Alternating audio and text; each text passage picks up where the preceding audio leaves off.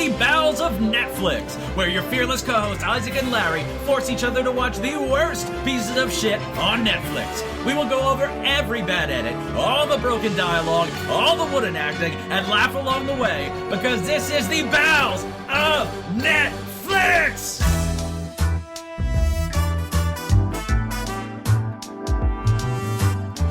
Alright, welcome to the bowels of Twilight. We're going even deeper into the depths. And we have a special guest. Hi. This is Dr. Twilight, as Larry has dubbed her. Yeah, so Dr. Twilight can we call you by your real... I've already called you by your real name. This is Dr. Sarah, my friend Dr. Twilight, who has been listening to all of my complaints and providing me with all kinds of information about Twilight I did not have before, and preferably would never have, but here we are, and now I know way too much about this goddamn series. We wanted to get together and do a retrospective wrap-up. Sarah's going to tell us a bunch of shit we didn't need to know, never wanted to know, but it's happening. And we have some questions for her and just some more things just to talk about the whole Twilight experience, because it was a profound impact on my life it's left. And you love We've it. already spent 10 hours recording Twilight, so we figured we should give it some more time. Oh, Lord, I want to die. We have produced almost as much Twilight. After this, we will have produced more Twilight content than actually exists in the real world. So. Movie content. Disgusting. Until they come out with Midnight Sun. That's the one from Edward's perspective, right? Yeah. Oh, God. You know what's really funny? And now, you will not have heard this because this episode has not come out for you yet, but the next movie Isaac is reviewing, because we just recorded a little bit ago, the next episode, is a movie called Midnight Sun, which is not about Twilight. I did know that movie existed, and it wasn't the Twilight one, but... Well, that's what Isaac is watching next, and I'm pretty sure he's going to hate it. That's It's great. also basically vampires, because it's that stupid sunshine disease where you can't go out during the day. Do you think there's going to be more Twilight movie? Do you think there's going to be a Midnight Sun Twilight movie? Yeah, I do think that. I don't know if they'll get Robert Pattinson, but I think that they'll try to do it. He's got to have a pretty high price tag. Yeah, they might. He's also old now. Exactly. He's not That's what I was thinking. that old, but to pay an eternal 16-year-old, they might try to recast. But I feel like I've actually never read Midnight Sun. It only came out last year, and I stopped caring about Twilight when I was 16, and tried to block out most of it. But thanks, Larry. Anyway, I did not have to ask for much, and you gave me a lot. You had a lot of that information more in your head than you remembered. I actually just saw, though, that Midnight Sun is actually interesting in the sense that, yes, it's from Edward's perspective, which you would think is a cash grab, but because it's from Edward's perspective and he can read everybody's minds, you get, everybody's perspective almost. Okay. So it's it's almost interesting. Yeah, so I just saw a video this morning that was talking about how you get to see Alice's thought process when she did the whole cover up at the end of Twilight for what happened with Bella, and it's just pure insanity because Edward is reading her mind while it's happening, and it's just bonkers. That sounds like an interesting concept if it was attached to anything but Twilight. Unfortunately, I don't give a shit about Twilight. I mean, it's a lie. I care immensely. Yeah. Well, I'm also not sure if Stephenie Meyer has the chops to do something that complicated. No, and we're going to be talking about her too a little bit because good She's golly, Miss amazing. Molly. That's a word. That's not the word I would use. I also found out that on the 10-year anniversary of Twilight, she wrote a book called Life and Death where she gender swaps everybody because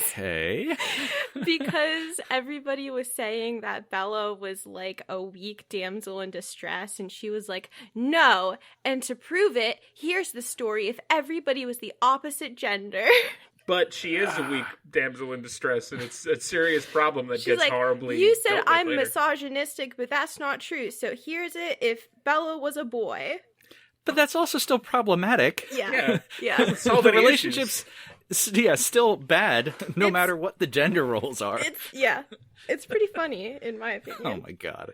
Okay, well, before we get too much into it, I've been calling you Dr. Twilight, and I want to hear about your credentials. So, when...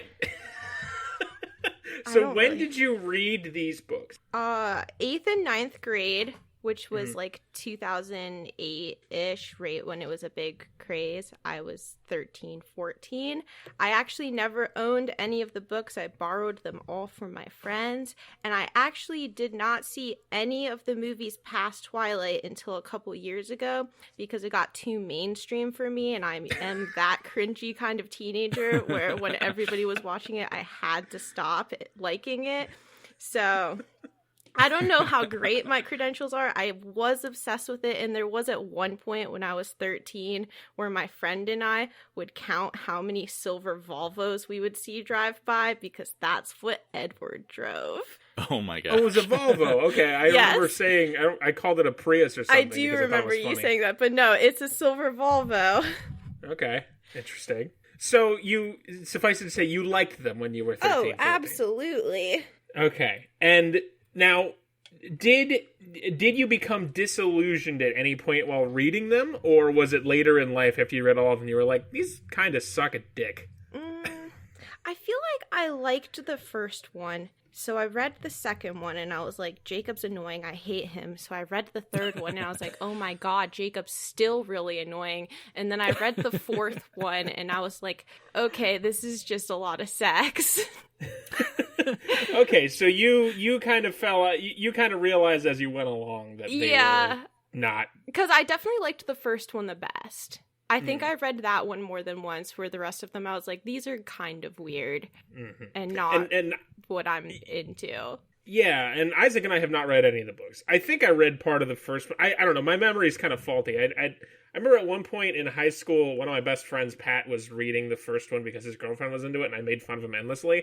And then I think I did something of the same thing, but I don't think I finished it. I remember thinking it sucked, because it did, and it does. It continues to suck. But yeah, I know I liked Eclipse because it goes into everybody's backstories, and that's like my favorite kind of narrative is when you get like backstory. So, well, as far as the movies go, Eclipse was the one that I liked the most by far, and I think I expressed that. I gave it a 1 instead of a 0. right, yeah. Mind-boggling. It's still a terrible movie, but yeah, it gave a lot more about the side characters who are infinitely more interesting than any of the main three. I have absolutely zero memory of Eclipse the movie because I've only seen it once. It's not great. It's How better do you than the feel first knowing one and the fifth that one. you've read it or watched it more times than I have? Not great. Not great. Not great at all. I've seen not all of them, but I've seen Twilight movies 7 times in my life. Wow. And it's not been a fun experience. That's a whole day of your life. It really sunk is. in the Twilight hole. It really is. Yeah. It's really quite a shame. So yeah, most of my knowledge is book knowledge, though. So well, that's good because we have a pretty, I don't know, I'd say we have a pretty comprehensive movie knowledge between us, and we stick our heads together. Yeah, oddly, because you can figure out the timeline that you did. Jeez. I know I'm just saying about how much this has sucked and how I hated it, but I do think it would be interesting for me to go back and watch the 5th one again.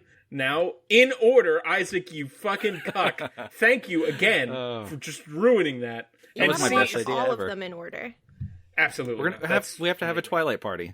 Yeah, God, it's already been discussed. Yeah, maybe. I think a part of me is endlessly fascinated about the 2 that I haven't seen. And part of me wants to see the 5th one again, just knowing what I know, but I know it won't be good. No. They definitely get worse as they go, especially when you watch them all at once. You're like, dear God, what is happening? It's just a downward spiral. Well, I want to actually go over that really quick then. That's a good segue into, I want to go over the tomato meter from Rotten Tomatoes and the audience score, the IMDb, the budget, the gross, and then, we can give our ratings for what each of them were, although they're pretty low. So the first one, the tomato meter, and that's one I did. I gave it a 0. Right. The tomato meter is a 49%. The audience score is a 73%. Good God. The IMDb is a 5.2. The budget was $37 million, and it made $408 million. So massive success. So that is the highest rated tomato meter, tied with the last one. So it's really interesting, Isaac, because as far as the tomato meter goes, the second one was a 28. The third one was a 47. The fourth one was a 25, and the 5th one was a 49. So both of the ones you watched were sub 30. And the So three I worst watched ones. were above 45. I think I gave both of mine 1s, right? You 2 gave and both 4? of yours 2s. Oh, really? Yeah. Yeah. Okay. And in order, the audience scores are 73, 61, 60, 60, and 70. So they're still pretty loved. Like, those are all standing up popcorn boxes for those of you looking at the Rotten Tomatoes. So they have a cult following still. And the IMDb's are all pretty much within the 5.2 to 5.5 range. But again, the two you watched were the lowest rated ones. And you That's gave so them the interesting. highest rating. Which We're is just, very different people when we score movies. yeah, it's interesting just how we view things differently, and I can't get over how bad the story is to look at anything else being good. And then the budgets go from 37 million to 50 million to 68 to 110 to 120 million. So just ramping up more and more each time. And They had to the pay good money made, for Aro to laugh. yeah. The money made goes from 408, 717, these are all in millions, 717, 698, 712, and what blew my mind, the last one, $829 million. Jesus. So The yeah, last 3 one billion is- easily. So people, based on the scores, across the board, it's the highest score in everything but audience score, which is the first one has a 73. The fifth one has a 70, but everything else is the highest across the board. That movie was terrible, but I guess people really liked it, comparatively. I don't understand. That movie was a pile It's of the shit. laugh. That's what did it. It's It's an $800 million laugh. That's the only thing I've taken out of it that I've enjoyed is that laugh. I mean, so do you feel they got exponentially worse as they went, or No, because Eclipse was the best one by far. interesting? And that was the third one. And it was miles better than the first one and the fifth one, which both were terrible in radically different ways. What about I as probably like- far as like directing? I don't know. As true movie evaluators that you are, because I have a We are tidbit. professionals. Yeah. I thought generally the directing was decent in the 2 that I saw.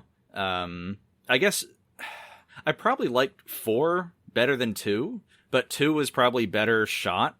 And that might be more cinematography than directing specifically. I don't know. It's just hard because like the story is so bad that good direction can't save much of it. Yeah, the problem is that the main 3 actors are all so terrible in the roles. It's like, how do you get you can only squeeze, you can't get blood from a stone. Like, you can only get so much out of that. But I don't know, I feel like there was a lot of scene, and again, I haven't read the book, so I don't know what they were working off of base material wise, but there's just a lot of scenes with like a lot of extraneous characters who have nothing to do, it felt like. Like, there's Cullens that I don't know why they're there. Right. Still, there's werewolves. I don't know why they're there. There's like all this extra crap, and I felt like it could have been. They're very long. They're 2 hours a pop, pretty much across the board. I think some are maybe 10 minutes longer or 10 minutes shorter, but they're basically all 2 hours apiece. And there's a lot of wasted time. Yeah, I don't think it was very good. And there's a lot of stuff like every time you see Edward walking in slow motion with his shirt like blowing around. Christ's sake. It's like, it's well shot. It looks good, but it's just so stupid. I was just curious because I read that Stephanie Meyer had the least to do with the first one, and then as they went, she like eventually was okay. like director status, you know? Yeah, At the I think end. she's actually listed as a producer on the fifth one and maybe the fourth Right. one. Like, she got hired on because Yes. probably because she was very concerned. I did read about them perverting her work. Yes. Maybe not in those exact terms, but that's basically what her concern was. Well, apparently, originally, when she was like trying to get a movie deal, the first script that they wrote, they tried to make Bella like a track star, and she was like, "Did you even read my book? She can't run." And so Yeah. she was like, had all these rules for what they could change and what they couldn't. And her being a piece of shit aside, I get that. If I was a writer, I would be protective of my work. Even if I thought it was good, I'd be protective of it. You know, and I'd want not to be just thrown aside and just be like, we took the names and we took vampires and the rest of it's we just made up. Right, You know, here's Josh Brolin. I don't know. So, like, I get that, but from what I read, she becomes, like you said, more and more involved and obsessive, and it shows. Right. You can tell when she's offset, like, basically just shouting louder than the director. Obviously, it makes the movies better, though, right? No, I don't think so. She was really insistent. I know I mentioned about the fifth, and thank you again, Isaac. I just truly thank again for having me watch them out of order. It just makes everything so much worse. But I did read that, like, they wanted to do a real ending to the fifth movie of, like, hey, this fight is real. It has consequences. Which, if you don't remember that episode, because it was like 6 weeks ago now. There's a big fight scene at the end between the good guys and the bad guys, and it ends up being basically the equivalent of a dream sequence, and it doesn't happen, and everybody just goes their merry way, and it's like, okay, well, we'll get you rascally meddling kids next time. But the director and I don't know who all wanted to do it, but they wanted to make that real. Be like, hey, this is a scene that had real consequences. You know, Daddy Cullen is dead. Jasper's dead. Everybody, you know, there's some wolves who I don't know who the fuck they are dead. And it's like, we're going to make this be a thing that has consequences. She's like, no, you can't do that. Do it my way. And she basically just put her foot down. And it ended in the wet fart that it was of, like, here's this Deus Ex Machina Native American vampire who's just been in the woods with his aunt. Like, okay, great ending, Steph. Thanks. Well, yeah, it's happily ever after, duh. It's so stupid. It's so stupid. Like, do people like that? Yes, 14-year-olds. I guess. I mean, it sounds like you figured it out pretty quickly that it was a load of shit. I mean, yeah, I don't know. So, to follow up on that, and I guess I kind of know the answer to this question based on how you thought about the books as you read them. Do you think that Twilight affected you as a young woman in any significant way? Absolutely. It did? Okay. No, absolutely. Interesting. So Terrible positively decisions. or negatively? Oh, negatively. Did it change how you approached relationships? Oh, probably. Honestly, the kind of media that is fed to young teenage girls altogether is horrible. Yeah, like, that's been a running trend in this show. Like, Yeah. Not just Twilight, but probably everything else I consumed. Like, even like Gilmore Girls, every single relationship that everybody has on that show is horrible. And it's like, this is what is fed to your daughters when they're teens and vulnerable so that they can date creepy ass guys. I think I'm going to blind and deafen my daughter if I have one, so she can just be Helen Keller style and not have to consume media ever. I think it's getting better. You can hope for a change. Slowly. Yeah. I think there's a lot of media now that's focusing on that. Like, hey, we shouldn't just feed little girls shit and tell them it's the best thing ever. But at the same time, that's always going to be what sells. I feel like that's not going to change. Yeah, I hope it does. I mean, I feel like I'm starting to see it. But, then again, I don't consume the kind of things aimed at teenage girls unless you make me watch it for the show. So, and then usually I have the same kind of problems with it. So you may be right.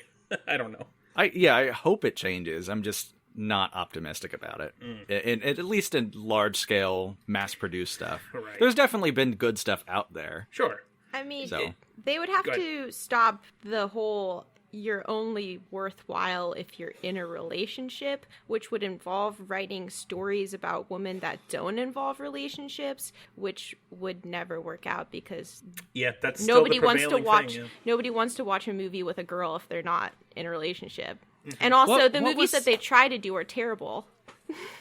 There was some random movie from the 90s. I think Rosie O'Donnell was in it and played like the adult version. No.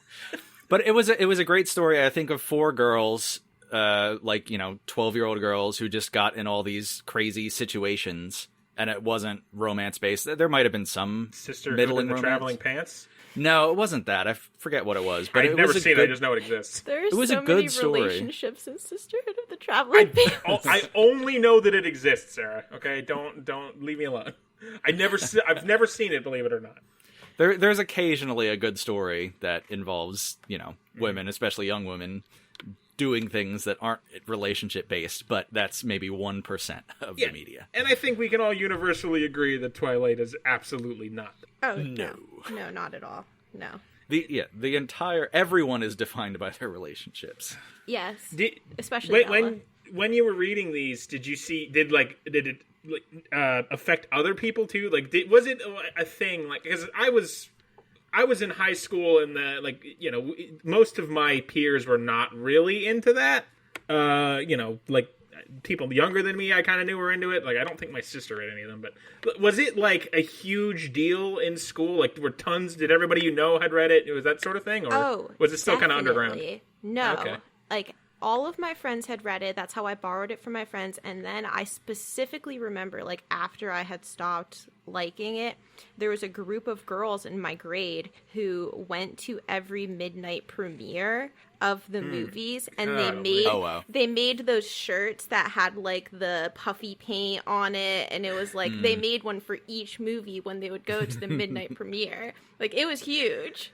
I guess that's cool as a group of friends to do something like that, but oh god, just I remember going to the Harry Potter this. midnight book releases, which I have very fond memories of that. So, I get why that could be an enjoyable. Well, yeah, for sure, but I'm sure people have fond memories of this, even if they can look back and be like, "Oh, wait, no, those were crap." Yeah, I mean, a lot of people don't want to say that they're crap, though. Okay, before we get into you educating us more about Twilight, I have 3 questions that are burning up that we got to know before we get any further. Okay. Is Edward hot? Is he supposed to be? Was he attractive to you in that age group that it was aimed at? Yes. Okay, I just don't understand male attractiveness very well. I just don't get it. So to me, I'm looking at that and I'm like, he looks like a fucking crazy lunatic weirdo, which he is. So I'm right, but I mean, obviously, like, the editing isn't the best, like, looking back now, but no, like, yeah, I loved Robert Pattinson. He's got one of those unique faces where, it's kind of off, but he's kind of beautiful. And he's not that was we problematically called Mr. Lautner the bucket of sex. He doesn't have the amazing body, but I don't know. He's an attractive man. I'm curious to see him shirtless in Batman. In that same vein, is Bella hot? And maybe Isaac, you can also chime in, because she does nothing for me. It's just like looking at I think it's Kristen just like Stewart's, a human being on the street. I would not pay attention. She's quite attractive. Okay. I don't know if everybody liked Kristen Stewart as the choice, because I don't know. She's kind of like has like a more rigid look. Like, she's very like severe to me, where like she looks like she's gonna punch you in the face. Where I think Bella's supposed to be a lot more approachable. So true. I don't. Yeah, it's weird. I don't know, and I'm very, very curious to hear about how Bella's portrayed in the books, because I still, having seen 3 of these movies, heard the other 2, I still don't understand any of the appeal of Bella as a character at all. So I thought, like, well, she must be fucking hot as hell, and I just don't get it. She's very bland in the books, even. But she's a harem character. It's an anime, and she is in a harem. That is what it is. Like, yeah, okay, that fits. Yeah, that fits. She's just your average high school kid that everybody likes. Like, why? Why does anyone like her? Truly baffles me. Okay, and my third question before we go: what do you mean vampires can't fly? They cannot fly. No, it's what. They're so, like, strong that just, like, jumping, they can propel themselves up. And also, it's a stupid fight scene in an overdramatic movie. I don't believe anywhere in the books does it specifically talk about how they launch themselves in the air, Dragon Ball Z style. But no, they're not flying. Okay, well, all right. I was just looking at that. I'm like, oh, they can fly. Why are they flying out of the goddamn hole? But again, it might have helped if I had seen them in order, but I'm not going to make that this entire episode, just 75% of it. It's like strength, speed related. Okay. I feel like it could very easily have been flight, but, whatever. Those are your only questions. I mean, I have others, but we can get into it. We can get into more of your stuff, and I want to talk about that later. So what should I do first? Go by movie or go by... I have a nice historical timeline of the Cullens for you. I think the historical timeline of the Cullens is... Okay. Sounds good to I'm me. Intrigued. Okay. I want to know more about Daddy Cullen. Okay, I'm going to start with him because he is the first Cullen. It's Carlisle. He was 23 when he was turned into a vampire in 1663. As a human, him and his family were like vampire werewolf hunters. They were... What? Yeah. They were super. Yes, that was what he was as a human.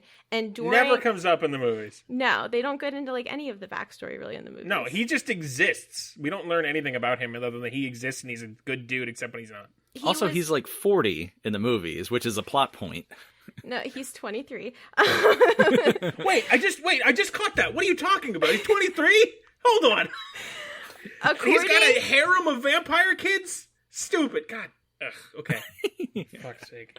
According to the Twilight Wiki, he is 23 when he is turned, back in 1663. And he was turned during a hunt, like him and his family were hunting some vampires, and one of them attacked him and turned him. And he was really self-righteous about it and was like, oh my god, I'm a demon, I can't attack people, that's not right, I don't want to drink anybody's blood. And he like repeatedly tried to kill himself over and over again because he really didn't want to be a vampire and didn't want to like kill people. Now that sounds like a more traditional vampire story to me. Like that's, more Anne. I'm not gonna fuck it up this time. Which Anne is it? Rice. Anne Rand. Anne Rice, thank you. I fucked it up last time. And that sounds more like an Anne Rice or like a True Blood sort of vampire story. So, like, at one point, he's, like, starving because he's refusing to feed on people, and he can't die, and he's grumpy, and he realizes that he can survive off human blood.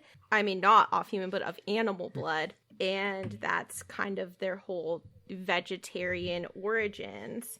I love how no fucking other idiot vampire ever thought of that. They never, like, hungry and was like, well, there's a bear there. I could go try. I think I tried sushi and liked it. Like other small sects of vampires that do that. It's just not like because like the Volturi are very like fuck humans, let's kill them.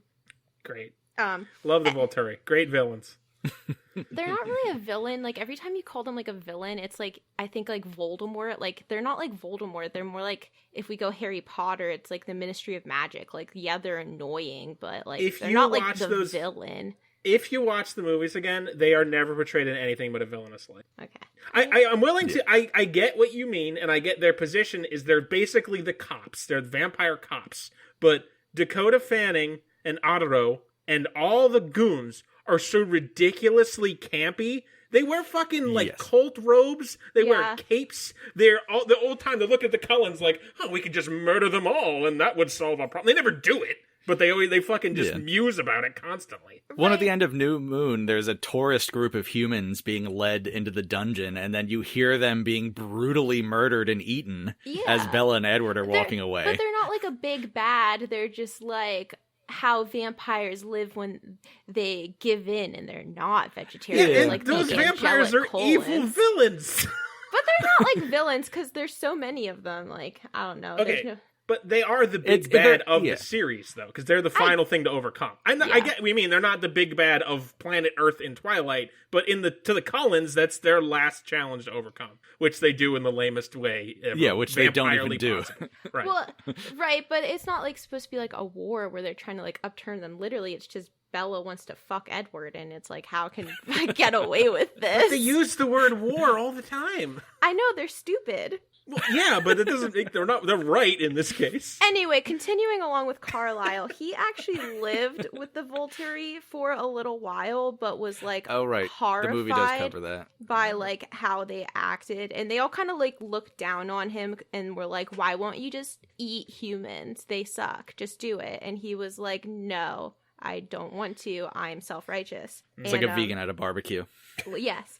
And he was like really depressed, like, why won't anybody be a vegetarian with me? I can't relate to anybody here. So he like became like a nomad and like wandered around like looking for friends, essentially. This is a much better story than is presented by anything that Bella does. I'm intrigued. I'm fascinated. He does this for a long time where he's just like, he like obviously he like does his like university courses where he studies to be a doctor and all this, but we flash forward to how many times does he go to medical school?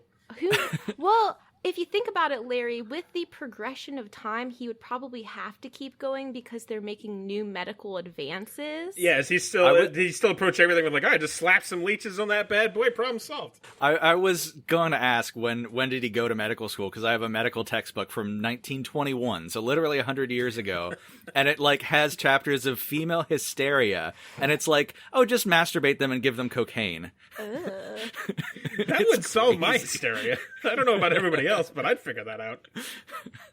I cut out a lot of this middle shit because I don't give a fuck. Let's flash forward. Oh, neither do we, by all means. 1918, the Spanish flu is decimating Chicago, and a boy is dying in a hospital, and his mom begs Carlisle, who is the doctor there, to save this boy any means possible, even more than another doctor could, wink wink. And then she also has the Spanish flu and she dies, and he's like, okay, I will turn this boy so that he doesn't die. That's what his mom wanted. And that is our good old boy Eddie joining Carlisle. So does Eddie does he consent to it? He is like literally on his deathbed, like can't really, he's like gonna die any minute now. So in the first movie, it's not, they don't make a huge point of it, but they do make a point of it where, well, Edward's mother's not in it at all, which again, I mean, it's a quick flashback scene, so it doesn't need to be perfect, sure. But like, they make a point of saying that Daddy Cullen only ever does it if like you consent. Basically, because it like shows him whispering in Edward's ear and Edward kind of like weakly nodding, and then he like turns into a vampire. I guess they're trying to whitewash. I mean, he's still, I get why, I get the whole thing, and he's still a good guy and all, but it's kind of a weird change. Right. And then it's even weirder because Rosalie brings it up in the third movie, but I'm getting way ahead. Yeah, I mean, I don't remember specifically, but that is like a big thing that he doesn't want to turn people unless they consent. But right. He also just is like, you're dying, I'll save you by making you a vampire, because that's kind of what he does to Esme. Like, if I didn't know who Renesmee was, I wouldn't know who the hell you were talking about. Esme is Mommy Cullen, and she has the least interesting story. So apparently, like, she has a story. Wow, that's already better than the movies give her. I'm gonna cover it really quickly, and then we're gonna go over to Edward. Like a while back, Carlisle sees her like when she's young and she's like vivacious and healthy and just like enchanting, and he's like, oh, look at this human, so cute, living her cute life. And then later, like after he turns Edward, they end up like in a different area and they find her in a morgue, and she's not dead, but it's 1921, so they think she's dead because she's got like shallow heartbeat and shit. Right. And she tried to kill herself, I think, because she had like a miscarriage or something like depressing like that. I don't exactly remember because I don't care about her, but neither did the filmmakers. So she tried to kill herself, and he's like, oh my god, I can't believe that this is her fate. She was so beautiful and enchanting, I'm going to turn you. And then he turns her and they fall in love, and that's kind of it. Okay, that's convenient. What a love story. I don't make my own wife. I don't think that she like consents though, because she's like not responsive. She's like, yeah, it doesn't seem like that's the thing in the books, but I don't know. Maybe I just really obsessed over that one line in the movies when it gets flipped around later, but I don't know. You might have. It might be one of those things where he's like, if you want to be a vampire, just lie there. Okay, great, you consent. Because I think the thing is that he only turns people if there's no chance of them surviving. Right, Edward does say that too. I don't know. He does say it like it's only a last resort sort of thing. Right. But like, you'd think, especially as a doctor who's lived through 2 world wars, he should have a literal army of Cullens at that point. Like, if that was truly the case. So, I mean, he's from 1663. What is his idea of consent in the first place? Well, good point. You're not wrong there. I wish I had something to say to that, but I don't. Okay. Let's move on to Edward, who was 17 when he was turned in 1918. He was a little private school boy, and he really wanted to join the army as soon as he turned 18 because he wanted to be a part of something better. And since he went to private school, he learned all his, like, classical books and how to play the piano and everything that Bella loves about him. And he's also had 100 years. I mean, you know, Bill Murray learns a lot of shit in Groundhog Day. Yeah, but so I get that. This is stuff that he had already known because he was a little rich boy in Chicago. Oh, of course. So he's even better than I think he is supposed to be. Great. Yeah. How silly of me. He pulls like a little Dexter thing for a while. He leaves Carlisle and he's like, I'm gonna feed off people who are bad and don't deserve to be alive. And yeah. There's a little flashback of that in Breaking Dawn Part 1. He, like, reads their minds, and if they have, like, evil thoughts, he's like, you deserve to die. I'm gonna feed off of you. Cool. So he's like a misguided little boy Judge Dredd. Great. Just what I needed. Who can read minds. Perfect. The thought police. Judge, jury, and executioner. Awesome. Oh. And he's the hero of the story. Larry, I included this because I thought it would make you really mad. Apparently, everything does. He every 50 years he would claim to be his own descendant and re-inherit his family fortune, and that's how he's so rich. No, that's just smart. I'd do the same thing. Oh. I'm not mad at that at all. That is just fucking brilliant. I thought it was if I had eternal life, I would. No, it's dumb as hell. Why? Everything's dumb as hell. Why does he have to do that? Yeah, they seem to have an inexhaustible source of wealth, but then I remember that Daddy Cohen's a doctor, and I mean, you know, that's not They that all shocking. have really weird things that explain each individual one's wealth. I don't know if I remember that I wrote all of them down. Like, I think Alice uses her, like, future reading to, like, get, like, stock market numbers. Yeah, and just the power of compound interest. If you actually lived for 120 years, you'd be incredibly wealthy if you saved money. Here's a question before we go too much further. So how is all of this presented in the books? Is the book's first person from Bella's perspective? I don't know. Okay, so how is all of this presented? Is it just like she and Edward just have a day of vampire stories, like in the back of the truck or something? So it's all kind of revealed, like, how it is in Eclipse, how it, like... So some of it's revealed, like, in little bits, like, throughout, like, especially for Edward, like, he talks about, like, stuff when he was young, and then, like, Rosalie's comes out, when Bella's obsessed with turning into a vampire, and then there's actually more with Rosalie in the fourth book, because, like, Rosalie's whole thing is that she really wanted to be a mom, and that's why she hinted that. Yeah, that's why she really hates being a vampire, and, like, she's so jealous of Bella when Bella gets pregnant because she wants a baby so badly. Fucking movies. So it's like, you know, it's dropped in here and there. Right. Oh, did the stuff with Rosalie come up? We were still pretty early on with getting our feet wet in reverse into Twilight. So was there stuff about Rosalie in the fourth one that you remember, Isaac? Because I didn't see that one. No, I don't really. I mean, could you pick Rosalie out of a lineup? Yeah, she is the short-haired one, right? No, Rosalie's the blonde one.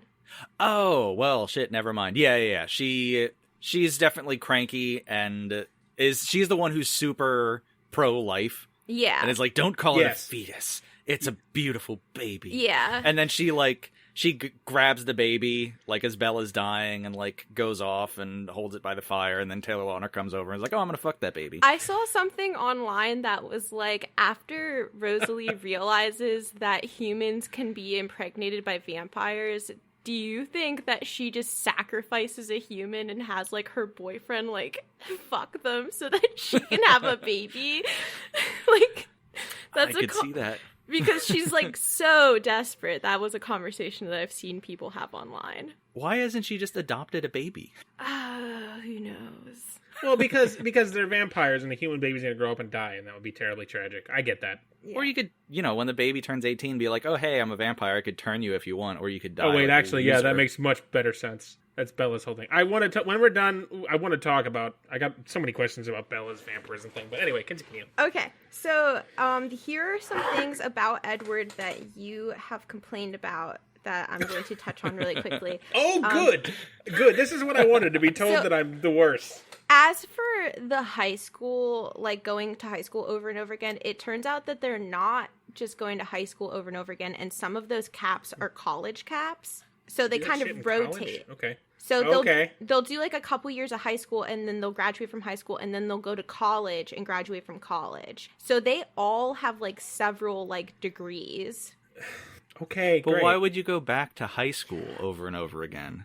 Because they're stupid. What do you Okay. want from me? That's a perfectly acceptable answer on this show. I just need you to say it.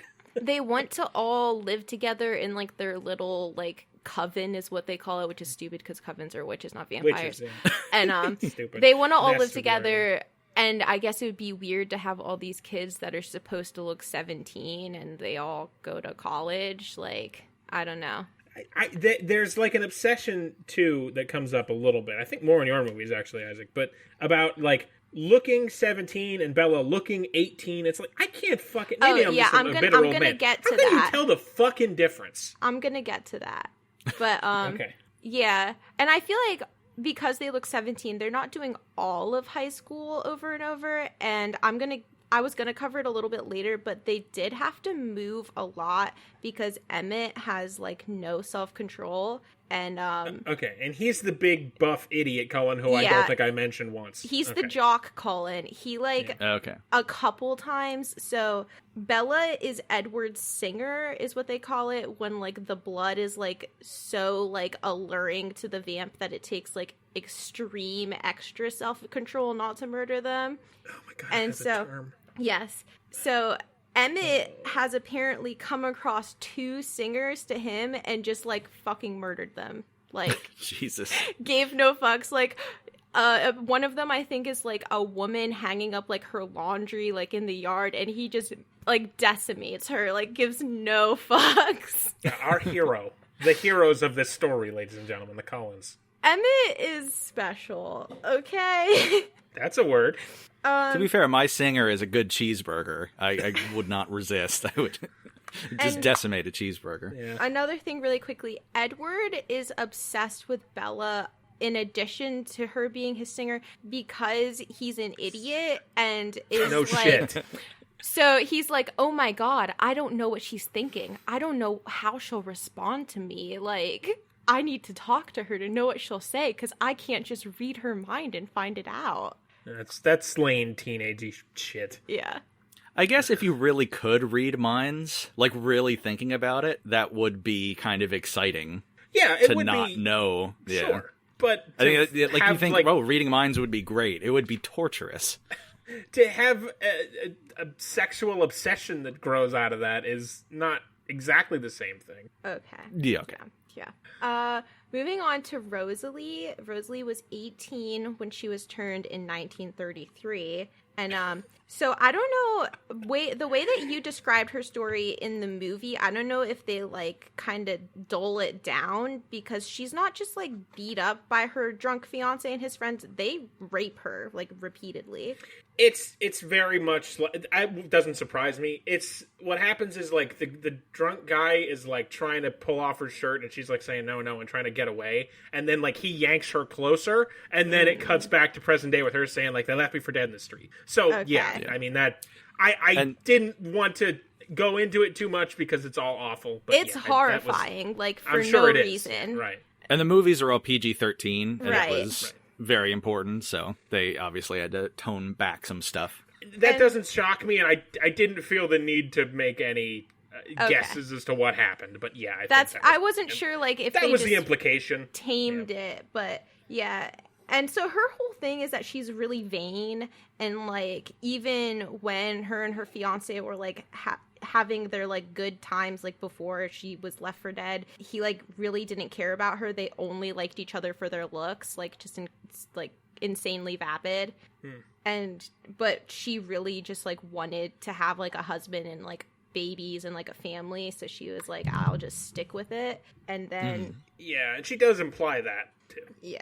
And then Carlisle finds her dying and turns her, and she hates it. Yeah, and that was the thing that really gave me pause, because in the first movie, Edward was like, yeah, Carlisle's a good dude. He only does this if, like, you're cool with it and you want to be a vampire. And she was like, I didn't ever want to be a fucking vampire. I wanted to be dead. Yeah, I kind of think it's more so he turns people who, like, are like on the brink of death, and he's like, I can save you. Like, again, he's lived through 2 world wars, so that theory does not hold up. Well, but it's not unless like he was. France is full of Cullens. It's not like he actively was in the wars, like walking around trying to save people. He was like doing his own thing.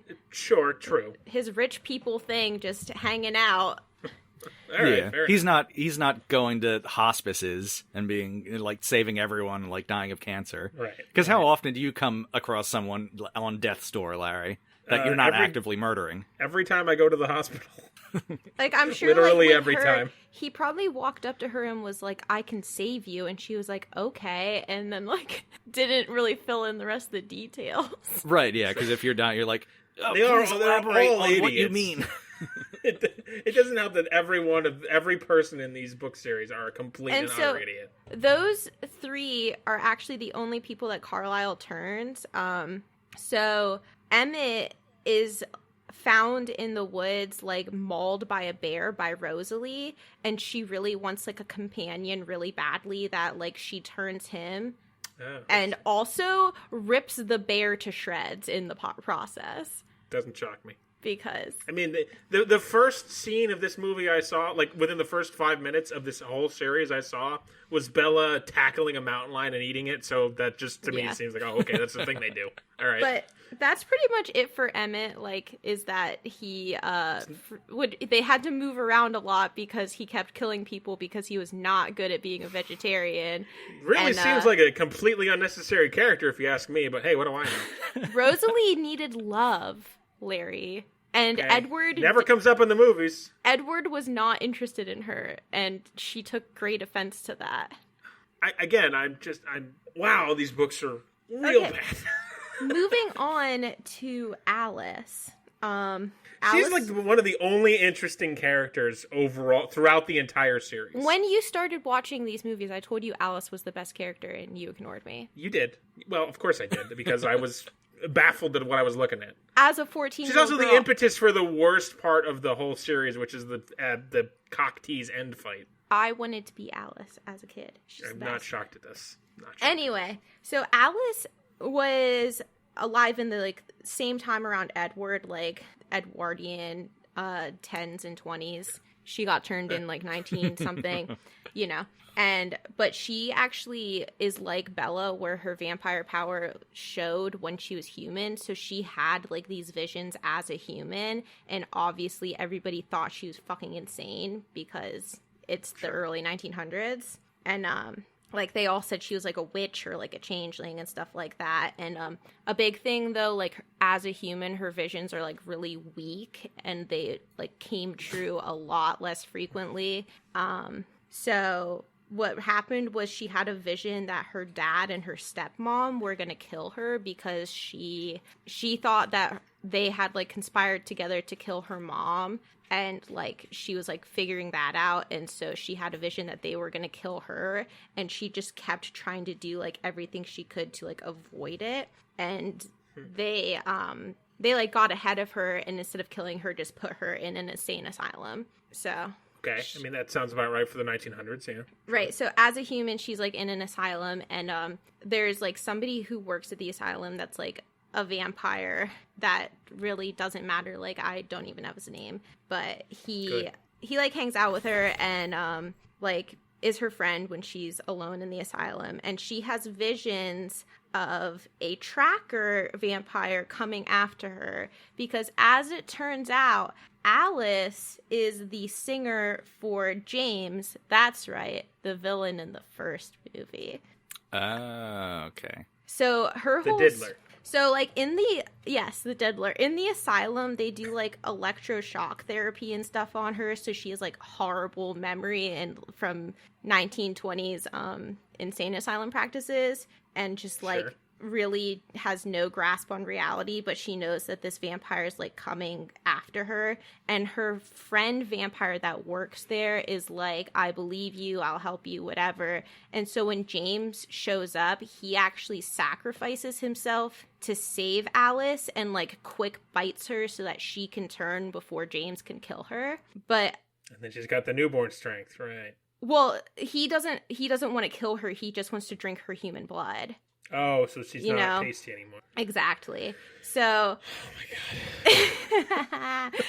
Jesus Christ. so because of like all like the torture that she pretty much endured as a human, she has no memory of her human life when she turns into a vampire. So that's why I don't think the vast majority of the things you've told us in the last 30 minutes, I don't think are reflected in the movie in any way. In the movies in any way. Well, so Or you very think like vaguely. your instant reaction would be if Alice was tracked by James, why wouldn't she recognize him in the first movie? And that's because she has no memory. No, Because I of wouldn't the think that. electroconvulsive. Okay. Because why would we? There's a lot here. Why would that?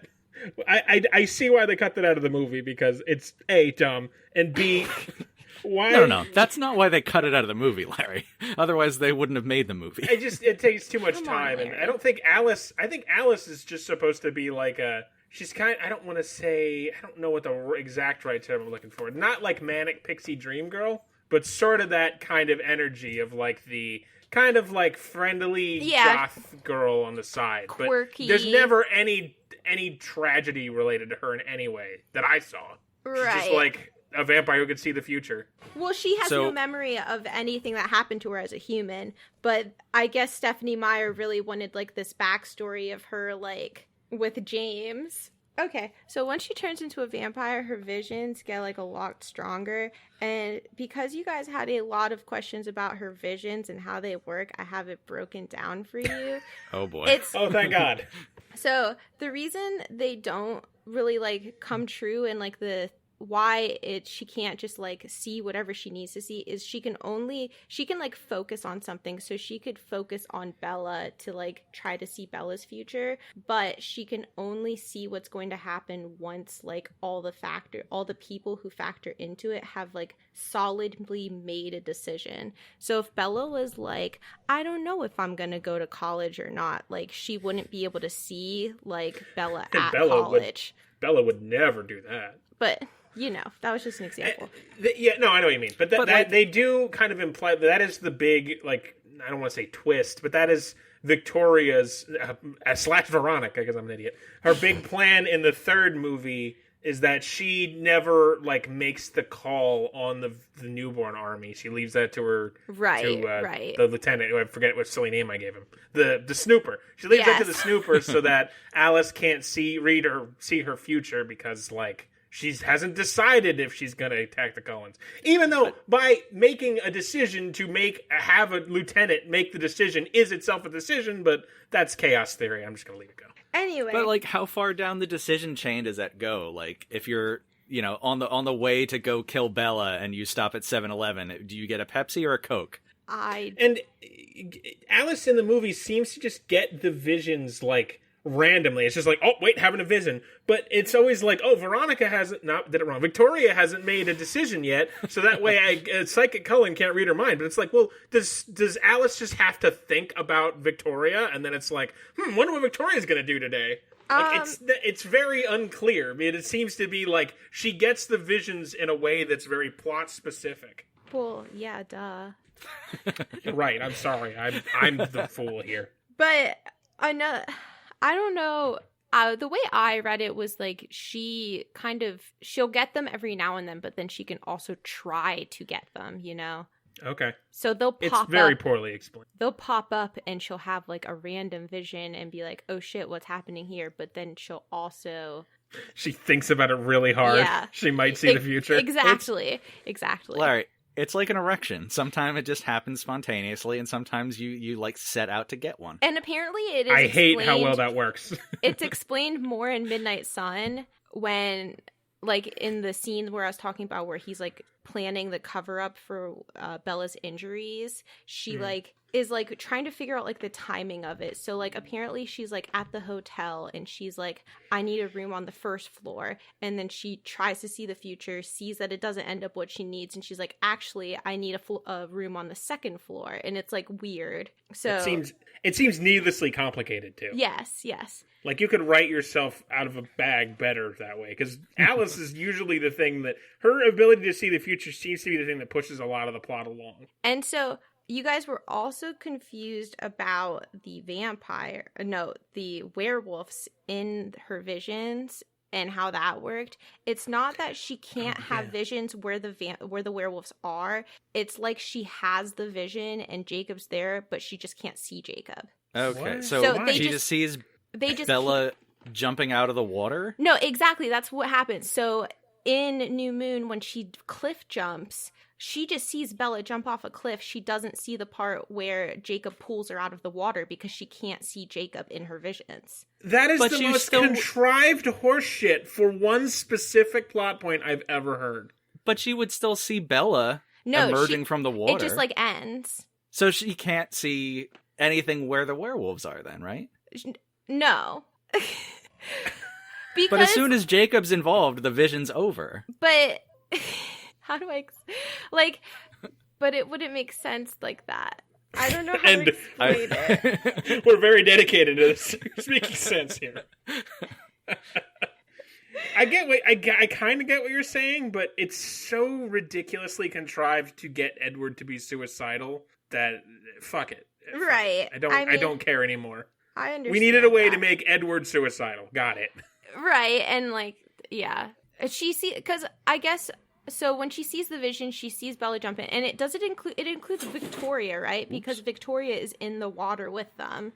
Yeah, kind of in the movie. So she sees Bella jump into the water and struggling, and then she sees the flash of Victoria, and I think her vision ends there. And it's not because she can't see anything involved with werewolves that it, like, you know, because she has like other visions where the werewolves are there and she just doesn't see the werewolves. It's weird. But why? I'm satisfied being I confused. know she also Why? can't, because werewolves were essentially their whole existence is to protect humans from vampires. So it's kind of convenient. like an ingrained like self-defense thing. Sure, they evolved its camouflage.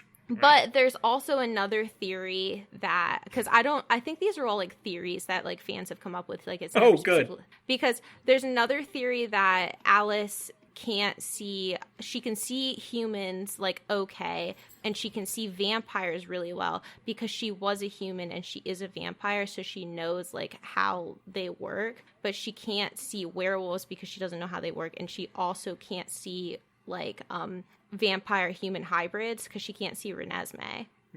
Okay. So that's like I a guess theory. Kind of makes sense. She can't see the hybrids. There's It's a a whole- long walk to that, but okay. Also, okay. So, moving along with her story though, she actually was like a vegetarian before she met the Colons because she saw visions of her meeting them and saw that that's how they like lived, and that was her destiny to live like that. So she like started my practicing God. ahead of time. And then she also had visions that like Jasper would join her, and she literally just like hung around and waited for him to show up and was like, "Hey." And he was How convenient. and he was like, "Hey." And they like lived together for a while before they met up with the Colons. Like they were like, and they're like married. Okay. So they're not technically Colons, they're Alice and Jasper Hale. They're part of the Cullen Right. tribe. The Coven. The Colven. It Yes. just is convenient to call them Cullens. Especially in the movies where it's like, that's not really explained at all. And I They have make a point, too, about... Here's a question I got. They make a point, too, in the first one about how Jasper is the newest vegetarian. I still can't get over Yes. saying that. And then in the second movie, apparently, he attacks Bella because he gets, like, the bloodlust. right. But he's been a vampire longer than Edward. Yes, but he was not a practicing. So I'll get into that in a second. He was not Oh, a good. practicing like vegetarian. He wasn't. He was feeding off humans like way more than any of the rest. But of them. he's been with Alice for a long time, though, right? Yes. Hold on. Let me. I have one Okay. more note Come on, on Larry. Alice, just for Excuse you, me. Larry. Oh, good. Because she is listed as the best female fighter in the Cullen clan, which means that Okay. Bella is not the strongest, Larry. No, but you're wrong. No, look. This is not me being funny. The entire fifth movie is propping up how strong Bella is. You may But- not remember, but that is the entire point of the fifth movie. But Alice is the everyone strongest fighter. saying that apparently not. Maybe in the time in the beginning, but not in the end. No, overall, she is the best. Well, yeah, she can see female the fighter. future. No, because she's practiced in martial arts and she's Okay. small and fast. if we're talking about which movie are we talking about, because I will have a spirited Twilight debate with you while Isaac assumedly hangs himself in the corner. I don't blame him. Listen, I am just telling you that she is listed as the best female fighter overall. Where is it on the wiki? I will go edit that wiki right now myself with my Pupstar wiki account. I will use that to edit it. I'm just going to move on to Jasper. Yeah, let's do that, please, because we can argue about vampire strength all day. So Jasper, his story actually starts before he gets turned into a vampire because he's special. He is 17 years old and I guess extremely persuasive, and somehow like persuades them to let him join the army even though he's not 18 yet, and they're like, yeah, sure, buddy. The army back, the Civil War armies took anybody they could get. Yeah, but definitely. They make it like a whole point that he was like really persuasive about it. Yeah, because Steph Myers doesn't ever open a fucking history book. Anyway, so because he's so amazing, he is promoted to be the youngest major in Texas that there ever was. Yeah, they mentioned that in passing. Because he's special. Star, get off the couch. My dog. That's her husband. Oh, no, sorry. Right. And so he is just this big, cool dude in the Civil War doing his thing, being racist, when he bumps into a bunch of vampires who were fighting a vampire war that was supposedly happening the same time the Civil War was happening, which... Yeah. Oh my god. That is mentioned in the third one as well. I kind of blazed past that just to get the basics. It's pretty terrible.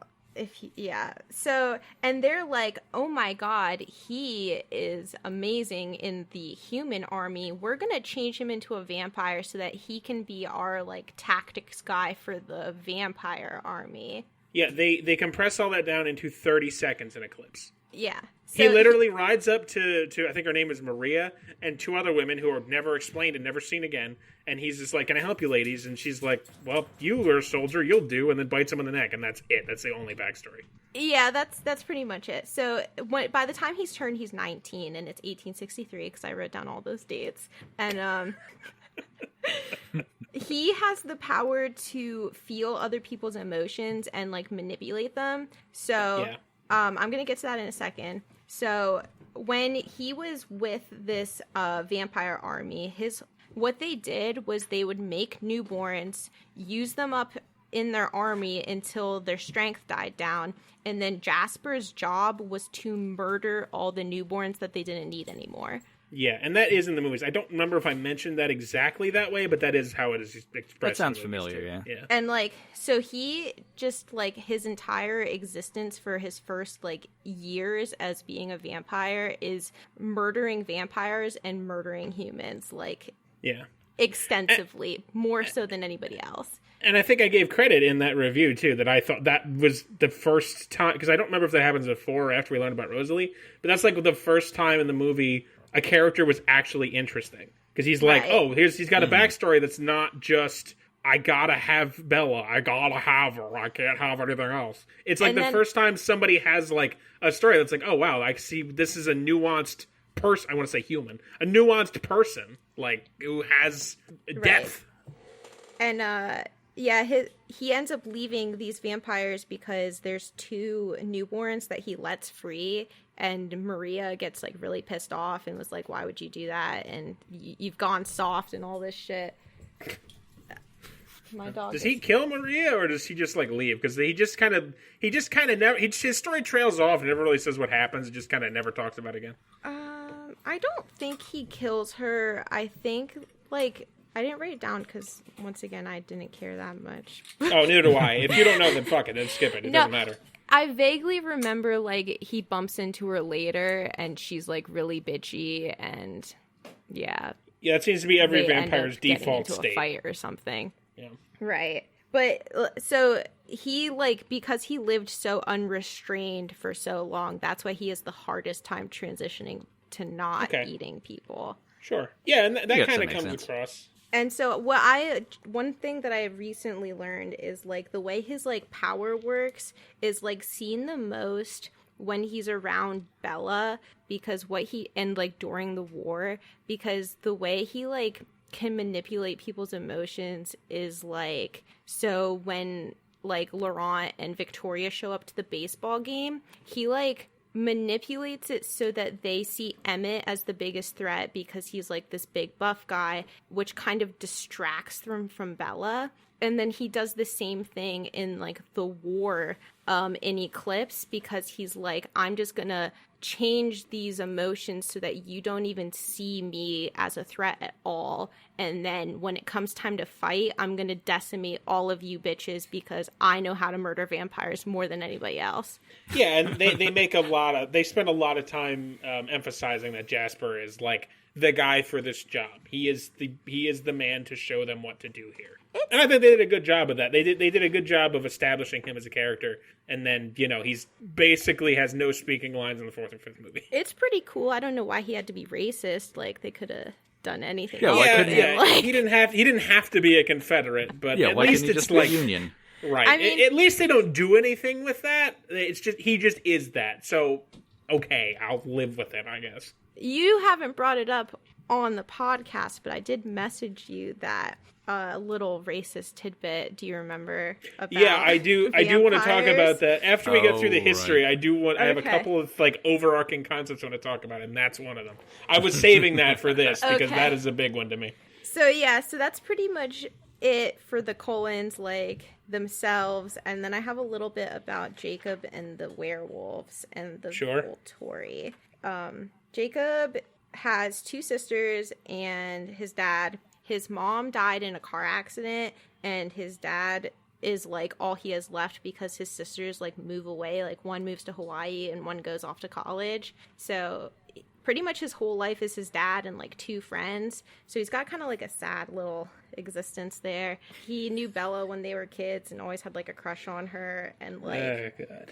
in the books, Bella doesn't actually look up to figure out that the Cullens are vampires. Jacob actually tells her because he interesting. he really wants Bella to be interested in him, and so he tells her like the story of like the Quillette people and like how there's like this vampires and their whole existence is to protect from vampires, and that he thinks the Cullens are vampires. Yeah, And in the that's how she first finds movie. In the first movie, they don't even like imply they knowing the series and knowing that Jacob was going to be a werewolf. I mean, long before we even started the show, like they were making pretty obvious hints that Jacob and his family are werewolves. They're a lot of little tiny hints, but it's like Jacob, you can tell he probably has a crush on her, but it's not like there's no like shots of him wistfully looking after her or anything. He's just like, oh, that's her weird friend who lives on the reservation. It's not at all implied that it's like anything romantic between them, really. I don't know why they changed it from the book, because I think it makes more sense the book way. Yeah, because it really. If I had watched the first movie to the third movie, I would have been shocked. If I didn't have the in between to the second, like it really comes out of nowhere. Because in the first movie, he's just like the guy at a Magic the Gathering tournament who's like sits in the corner.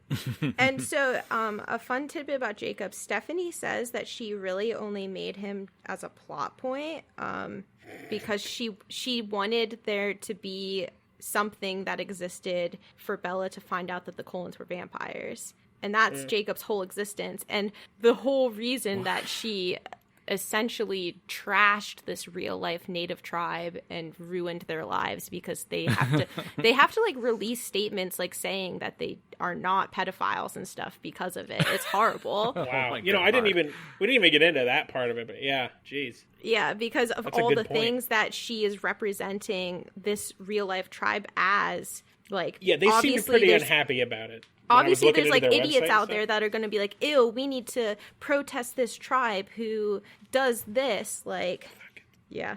Why did she even pick a real life tribe and a real life town and not just make fictionalized versions? Because she's a bad writer. It was already set in Forks, and apparently she just did like a quick search and was like, oh my gosh, there's this reservation like not that far. I'll just have like this like, and apparently like the Quillette like actually have like they have very loose. I think I'm saying legends. it wrong. I think it's Quileute, but they have like real wolf lore, like so she kind of like stole that. Yeah, she morphed it into making them werewolf. Good job, Steph. But Yeah, I have a lot of problematic werewolf stuff written down here, but and yeah, I do want to talk more about Steph Meyer herself then, and yeah, but we'll get into that. So, just like Jacob, so I don't know if you guys like know like the whole werewolf thing. So Jacob's dad was never a werewolf. His Didn't know dad.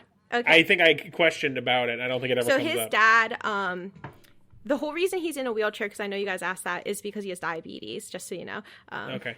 I just wanted to know if he was a paraplegic werewolf. I don't think paraplegic is right, but if he was a werewolf in a chair. He never was a werewolf. As a small kid, he saw like his grandpa turn and was like, man, I hope like vampires cross my path because I want to be a werewolf. Because the whole thing is they turn into werewolves when vampires are in the area. Okay, I'm glad you said that. Because I don't know if I mentioned in the review, but I had a question about that because I started to write out a paragraph about it, but then I'm like, you know what, this is the last episode in the series, fuck it, when I was watching the clips. When she goes to hear about the legends of the tribe, and they were like, our magic comes from when vampires are near. And I was thinking to myself, like, does that mean they turn into werewolves when there's vampires? Yes. And I'm like, oh, well, probably just means they get stronger when there's vampires around, and screw it, this is the last review, I'm done. But, so I was right.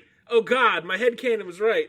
Yes, so like as a tribe, they have like their wolf lore, but then the actual like transformations that are happening, it's because the Colons are new to town. Like they haven't been there that long when Bella shows up. And so Jacob he's not like the first person to turn, but he's like he's not the last either. There's like Sam turns before him, and then Jacob's friends turn before him, and he's kind of like, what the hell's happening? Like, why are you guys hanging out with Sam so much? I thought we were cool. Like, why won't you hang out with me anymore? And yeah, the Cullens had also been there before. It's mentioned in the movies. Like the Cullens used to, because they make in the first movie, Jacob is like, well, what if they just came back? And it's, I don't know, maybe it's not that, I don't, and actually, you know what, I just realized in the middle of that sentence, I don't care, continue. It might have been like years ago, who knows, but. It just doesn't matter. Because the whole reason they live in Washington is because it's overcast all the time, so they can hang out outside more often, yeah. Makes sense in a stupid way. If you believe in stupidity, it makes perfect sense. Another, like, answer to a question you had is, like, when they turn into werewolves, like, I can't remember like what they call it really, like when they transform. Oh, the quickening, basically. Yeah, but like once they like after like leading up to them turning for the first time, they grow like so much, they get like fit really fast. So it says like Jacob grows like a foot in like a year. Like he goes from like 5'6" to like 6 something. Oh, thank God, respectable 6 something. That's how you get matches on Tinder. It's supposed to be like I don't know, because he was like young and lanky and like shorter and like dorkier, but then like once he turns and like leading up to that, it's like they go through like a second puberty and like it's like that's literally what it is, because like what about second puberty? They get all angsty and like short tempered, and my phone's gonna die. I need to do something about this. I think they do a good job of representing that in the movies, actually, because I know, Isaac, you gave a lot of props to Taylor Lautner in the second movie, because he really is a dweeb, like a long-haired Magic the Gathering, again, I keep harping on that, dweeb in the first movie. And the second movie, he fits the role he's needed to play perfectly. I mean, they nail it. He nails it. Yes. Yeah, the actor specifically took 6 months and gained 25 pounds of muscle so he could keep the role, because they thought they were going to have to recast. Yeah. Moving on to the other werewolves, there's a lot of drama with them. You guys didn't really touch on them at all, and because they were very unimportant in the movies. Yeah, they're not in the fifth movie. I think it was Sam. We only see Sam in human form for like a second. Right. In the third movie, we don't get the names of any of the... We get, like, random names, but we never see any of the drama they talk about. There's, like, talk of a love triangle, but it's, like, that only happens via Jacob's dialogue. I just want to talk about it because of how problematic a lot of it is. Oh, good. I'm not surprised. So just so you know, Jacob is not the first of his little... what do they call their pack? Wolf pack, duh. He's not the first in the pack to imprint on a baby. Oh God. Oh, good. Oh, good. I want to talk about baby fucking, but let's get through this like first. a predecessor to him imprinting on Renesmee, his best friend imprints on like a 2-year-old.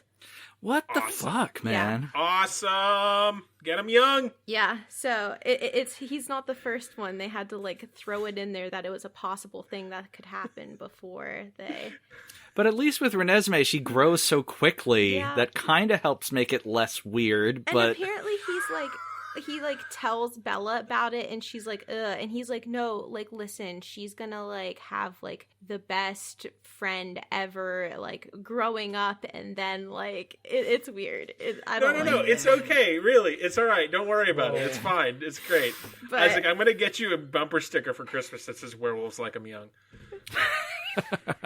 And then, yeah, there's like this whole question of what happens to the person who gets imprinted on, because so Leah is the one girl in the wolf pack, and she is the only girl in the history of like their whole werewolf thing to ever turn into a werewolf. It's always been guys. Okay. And so I don't think they mentioned that in the ones I've seen. her story is kind of like sad because so she's dating Sam. He turns into a werewolf, and it starts like being kind of a dick to her because he doesn't know what's going on, and she's like, whatever, like fuck off, I guess. And he's like, he comes and visits her and sees her best friend, who's her cousin, and imprints on her best friend, and is Cool. like, What a cool guy. so she's like, so he dumps her and like immediately tries to date like her best friend, and she's like, what is going on? Why are you doing this to me? Like, that's really shitty. Reasonable And questions all around.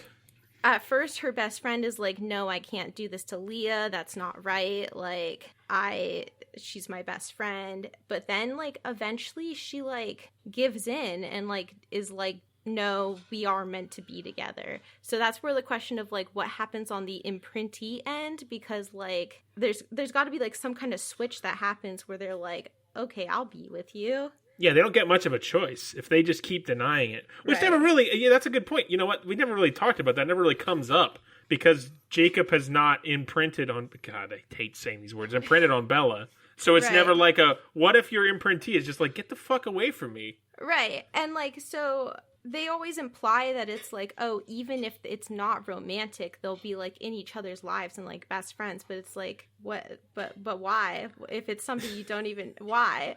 Right. God, it's so I don't know if problematic. Steph Meyer is too concerned with the concepts of agency or consent. That's true. Doesn't seem like it. But hold on, it gets more messed up because Oh, Jesus. Oh, good. so Emily, who is Leah's best friend and now dating Sam, like multiple times is like, Sam, we shouldn't do this, like it's really messed up to like treat Leah like this. And she says something to him to like really piss him off. Like apparently he's got daddy issues, like, and like the dad skipped out or something, and she's like, you're gonna be just like your dad or some shit, and like really pisses him off like so bad that he turns into a werewolf right in front of her. And so like he's like trying to hold it back, and he's like got his hands up like, stay back, but she like misinterprets that and like goes in to like comfort him. So when he turns into a werewolf, he like mauls her. Oh, okay. So And, that's like, why she has the scars on her Yes, face so in the second she is movie. covered Okay. in scars and is like mauled by him. Like it's so problematic because then she's just with him for the rest of her life, like in love. Like I don't think this character is in any of the movies I saw. like it's really messed up. Just Jesus Christ. you know, when- Once you leave a permanent mark on another human being, you probably shouldn't be in their lives anymore. And the worst part is like in the books, like she kind of is like just like a nanny to the wolf pack. Like they all crash at her house and she cleans up after them and cooks for them, and like She makes a giant bowl of fucking muffins. yeah, like Oh, it's the Muffin Woman. Okay, yeah, no, she's not in the ones I saw. like she's just like their mommy and like takes like and like I don't know. I'm going to take a it's shot in the messed dark. up. I bet she implies that it's her fault that she frightened him into being a werewolf. That probably does happen.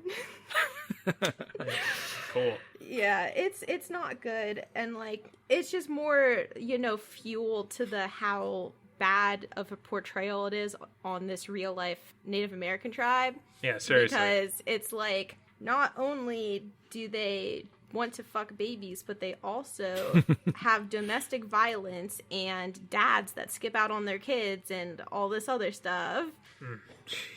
The muffins are top notch, though, from what I hear. Yeah, okay.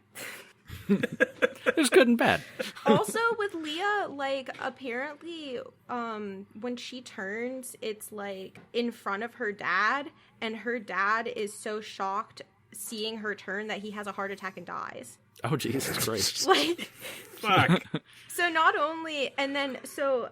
Also with, like, the wolf pack is that it's not that they can, like, read each other's minds, like, intermittently. They have, like, a pack mind, and they can't help it. They have to read each other's minds, like, constantly. Yeah, And so, Jacob does say that in passing. I didn't bring it up because it doesn't really seem to matter much to the story, and I kind of had to just blow through it. One of you mentioned it a little bit, but, like, so... He says, like, they all have to live in the misery of the love triangle at one point Yes, when he's, like, because- explaining to her about how imprinting works. So Leah decides to be, like, such a bitch, and, like, she's like, okay, I'm in this wolf pack, and you have to read my thoughts, so I'm just gonna repeatedly think about how fucked up it is that you imprinted on my best friend. Oh, Like- jeez.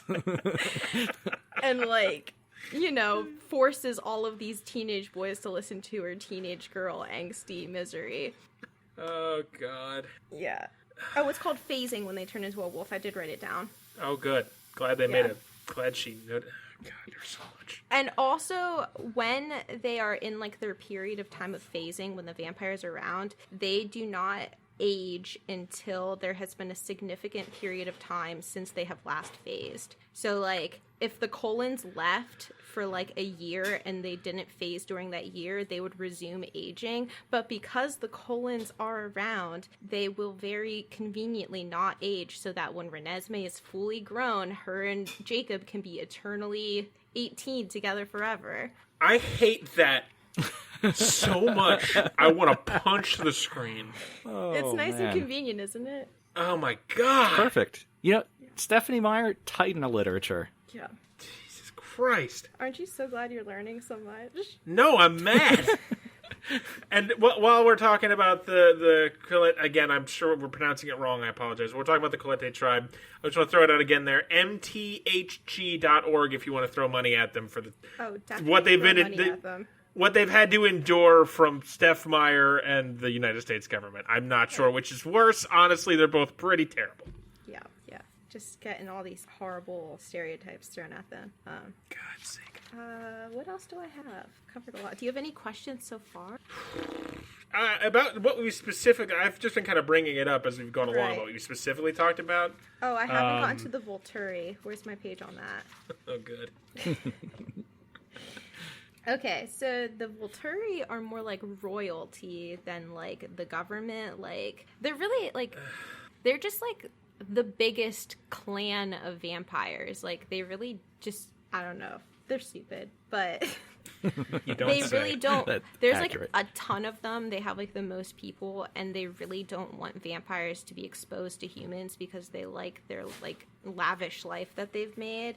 Well, yeah, it makes sense. I mean, they'd be eradicated. It doesn't matter how strong vampires are. There's a lot more humans. It's always been the Right. story. So they really just don't want that to be messed up. Apparently, though, like, their whole thing, like, how they eat people, because one of their rules of that the Volturi has is that you can't hunt humans in, like, their little vampire town that they've made. So, like, the way that they hunt is, like, super elaborate. Like, they pretty much do scams online where they, like, target people who don't have, like, anybody who would miss them. So they're like, hey, you just want a free vacation to Italy. Redeem here. And then they murder them. That is somehow dumber than I even thought. They're living like, because you mentioned this, Isaac, they live in like an underground Roman fucking Colosseum Yeah. bunker. And yet, seriously, it's just fucking a bunch of vampire nerds sending out Nigerian fake email scams. Yeah. Yeah. Got so much dumber than it already was. Yeah. I can see why they didn't bring that up in the movies, because that would really take away from their sort of The- villainous mystique. The group of tourists they kill, they're tourists, so they're not from the town, Right. but I don't know, it looks like, a husband and a wife together. So, I don't know. It's implied that they try to get people that won't miss. I guess, but, like, traditionally the less dead are sex workers and homeless people. Well, Right. you say that, but, like, I would say, like, for example, I know in Europe there's, like, this big, like, human trafficking thing where, like, they will go to poor countries and target, like, poor people in Poland and stuff who have no other, like, means of making money and be like, hey, if you come with me, I'll give you a visa to the UK and you can work here and you can make this much money. So it's probably stuff like that, too. Right. I guess that makes sense. I also don't God, want to we give live her in a any horrible credit world. that she looked into human trafficking to figure out how vampires feed. I'm sure she did. I'm sure it was very cursory research at best. Yeah, that's true. She might also be involved in human trafficking. She also, No, I don't think she's that smart. She lives in her little Mormon world, so... We'll get to that, too. And then the only other stuff I have about the Volturi is, like, just, like, Aro, his powers touch telepathy, because I don't know if you guys could figure No, it never out. makes any fucking sense. He touches them and then can just read all their memories, right? Yeah, pretty much. It's a shitty power. Yeah. It's a really shitty power. Why is he the boss? I don't know. He's Marcus, got the best cool. laugh. Marcus can do relationship manipulation. Who the fuck is Marcus? Hold on. I could not point him out to you, but I really wanted to include this because you would really hate it. So, his whole thing is that he manipulate relationships to the point where, like, he can find the weak point and, like, break it. So, but if there's no weak point, if the relationship is too strong to be broken, he can't do it. And you know whose relationship Guess which relationship? is too strong to be broken? Jacob and the baby. I'm just going to pretend that none of this is real because I've never seen this. I've never seen that character. So as far as I'm concerned, you're just making this shit up. Oh, but I'm not. I know you're not because this is Steph Meyer's joint. And of course, Meyer. I keep saying it. I don't know why I'm addicted to calling her Myers, but it's Meyer. She's plural. There's multiple. So yeah, that's why I included that. God, you were right. I hate that more than anything I've heard so far. And then I also included that Alec and Jane are twins, and Jane is Dakota Fanning.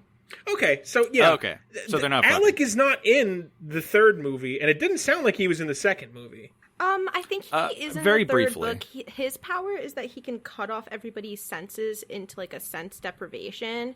Yeah, it comes off as smoke in the which I mean, how do you show that? So that Right. I don't have a problem with that. But yeah, there's like he uses smoke powers, and I couldn't describe him to you, Isaac. So he may have been in the second one, but he's not in the third one. I think you at see all. him, but he doesn't do much. Okay, because there's so many like bland, like 22-year-old Volturi goons that Right. it could be any of them. And then They're all weirdly young. Jane has the mind pain. So Yeah. what's important to note with, like, Jane is that it's like a telepathic pain. It's not real. She, like, goes into your brain and makes you believe that you are in extreme pain. Okay, And sure. that's why Bella is resistant to it, because Bella can only protect from mind powers. Okay. Oh, God. Well, no, she can protect against lightning. She protects Edward against lightning powers in the fifth one, Sarah. No. And I can see the look in your face. I've gotten one over on you. But I don't think that actually happens. It happens in the movies. This is not me misremembering, because that is her training montage of you can extend your shield beyond just yourself. Is there's some blonde girl, still don't know who the fuck she is. I thought I'd find out in the earlier movies, but we never do. Some blonde chick has lightning powers, and she is like, I know how to make you use your shield powers. I'm gonna shock your man until you decide to use them properly. And she starts to give Edward, like, close to lethal doses of electricity until Bella can block it. It's like Sith lightning, like Force lightning from Star Wars. I think it's still mind, though. Okay, well, they would be nice if they explained that, because they don't. Okay. I don't feel super confident, but I'm pretty sure it's still mind related. Okay. I'll take your word for it. Because I mean, she can't all protect powers are mind related if you Because think about it. the guy who's got, like, the elemental power, she can't protect against that.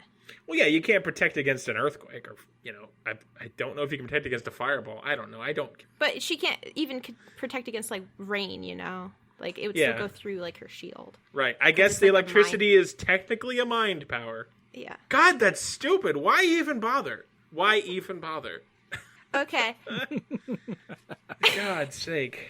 So, and then I have some other extra things that I know you guys questioned. For example, Bella's super strength, according to Okay. Larry. And We've so, gotten that explained. but you, specifically in the last episode about Twilight, ranted on about how it still wasn't explained because even though she's still better, you went on and on. I remember it. Well, okay, because we got the explanation in Eclipse and from our other emailer, thank you, Michael, that when newborns, when a vampire is turned, its strongest point is when it's a newborn.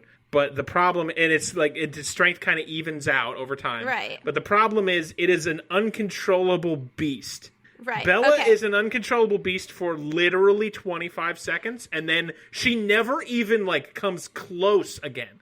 In this Right. again, this I'm only talking about the movies. If the books are different, okay. But in the movies, she like almost eats that guy for literally 20 seconds, and then she eats a mountain lion. And then everyone's like, "You're gonna eat your baby? Are you gonna eat your baby, Bella? Bella, don't eat your baby." And she's like, "Nah, fam, it's cool. I'm fucking fine." And she is. Right, but I think that's a plot device, honestly. So, there's this whole thing where, like, when throughout the books, when they're talking about Bella becoming a vampire, they're like, oh, if she were to have a special power, I wonder what it would be. And so even after she's turned, she still hasn't realized that, like, her mind thing is her power, like the shield that she has where Edward can't read her mind. She doesn't realize that that's, like, her power. So she thinks that her power is, like, her self-control.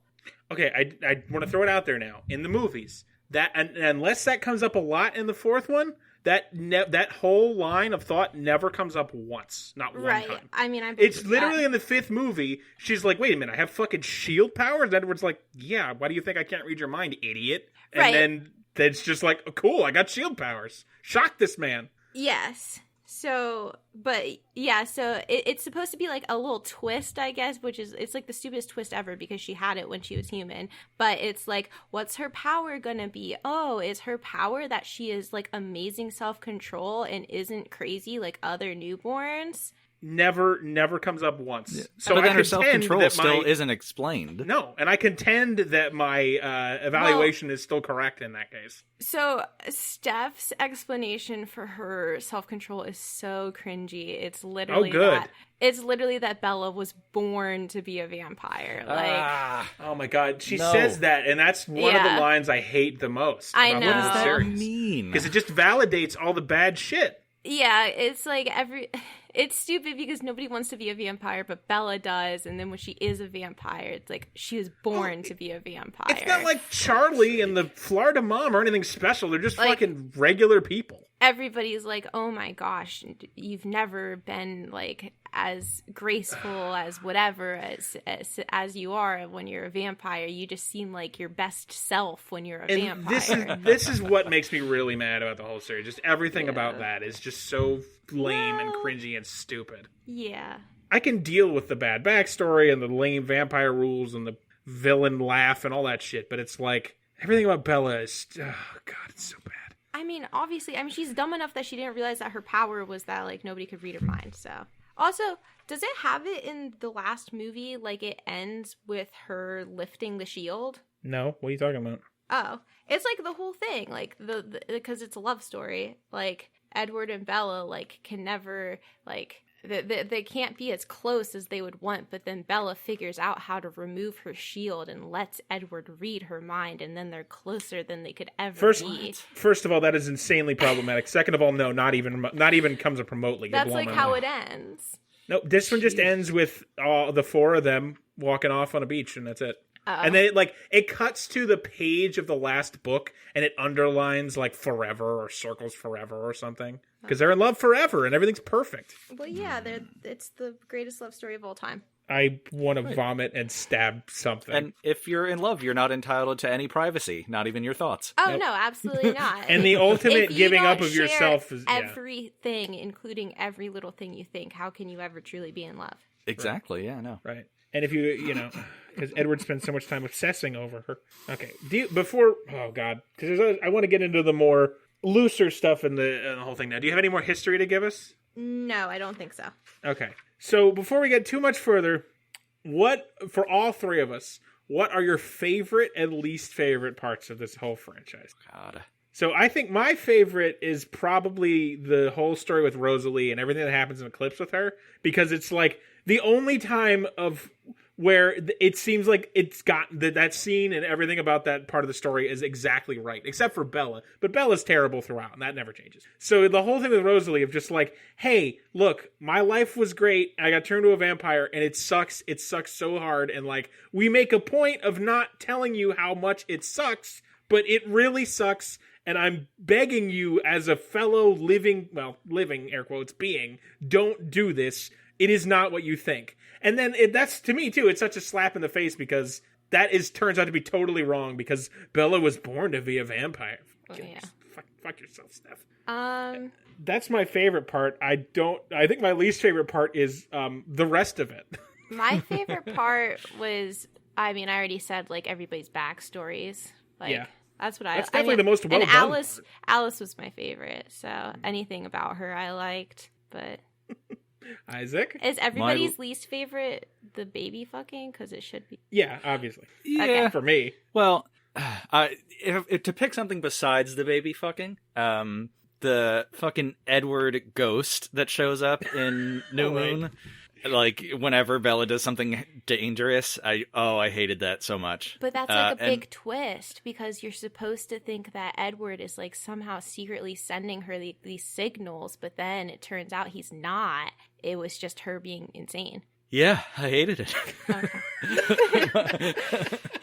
My favorite part, again, problematically to Mr. Lautner, is his gorgeous body. Oh, poor baby. I refuse.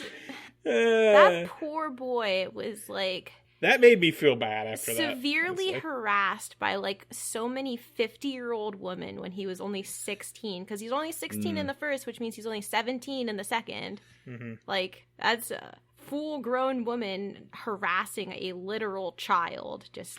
I had an English professor in college that she's super, super great. And she talked about Twilight and how she would she said, it's great that so many people are reading because who fucking reads anymore? But it's terrible that I have fully adult friends with children who describe to me in glowing detail their Jacob and Edward face panties.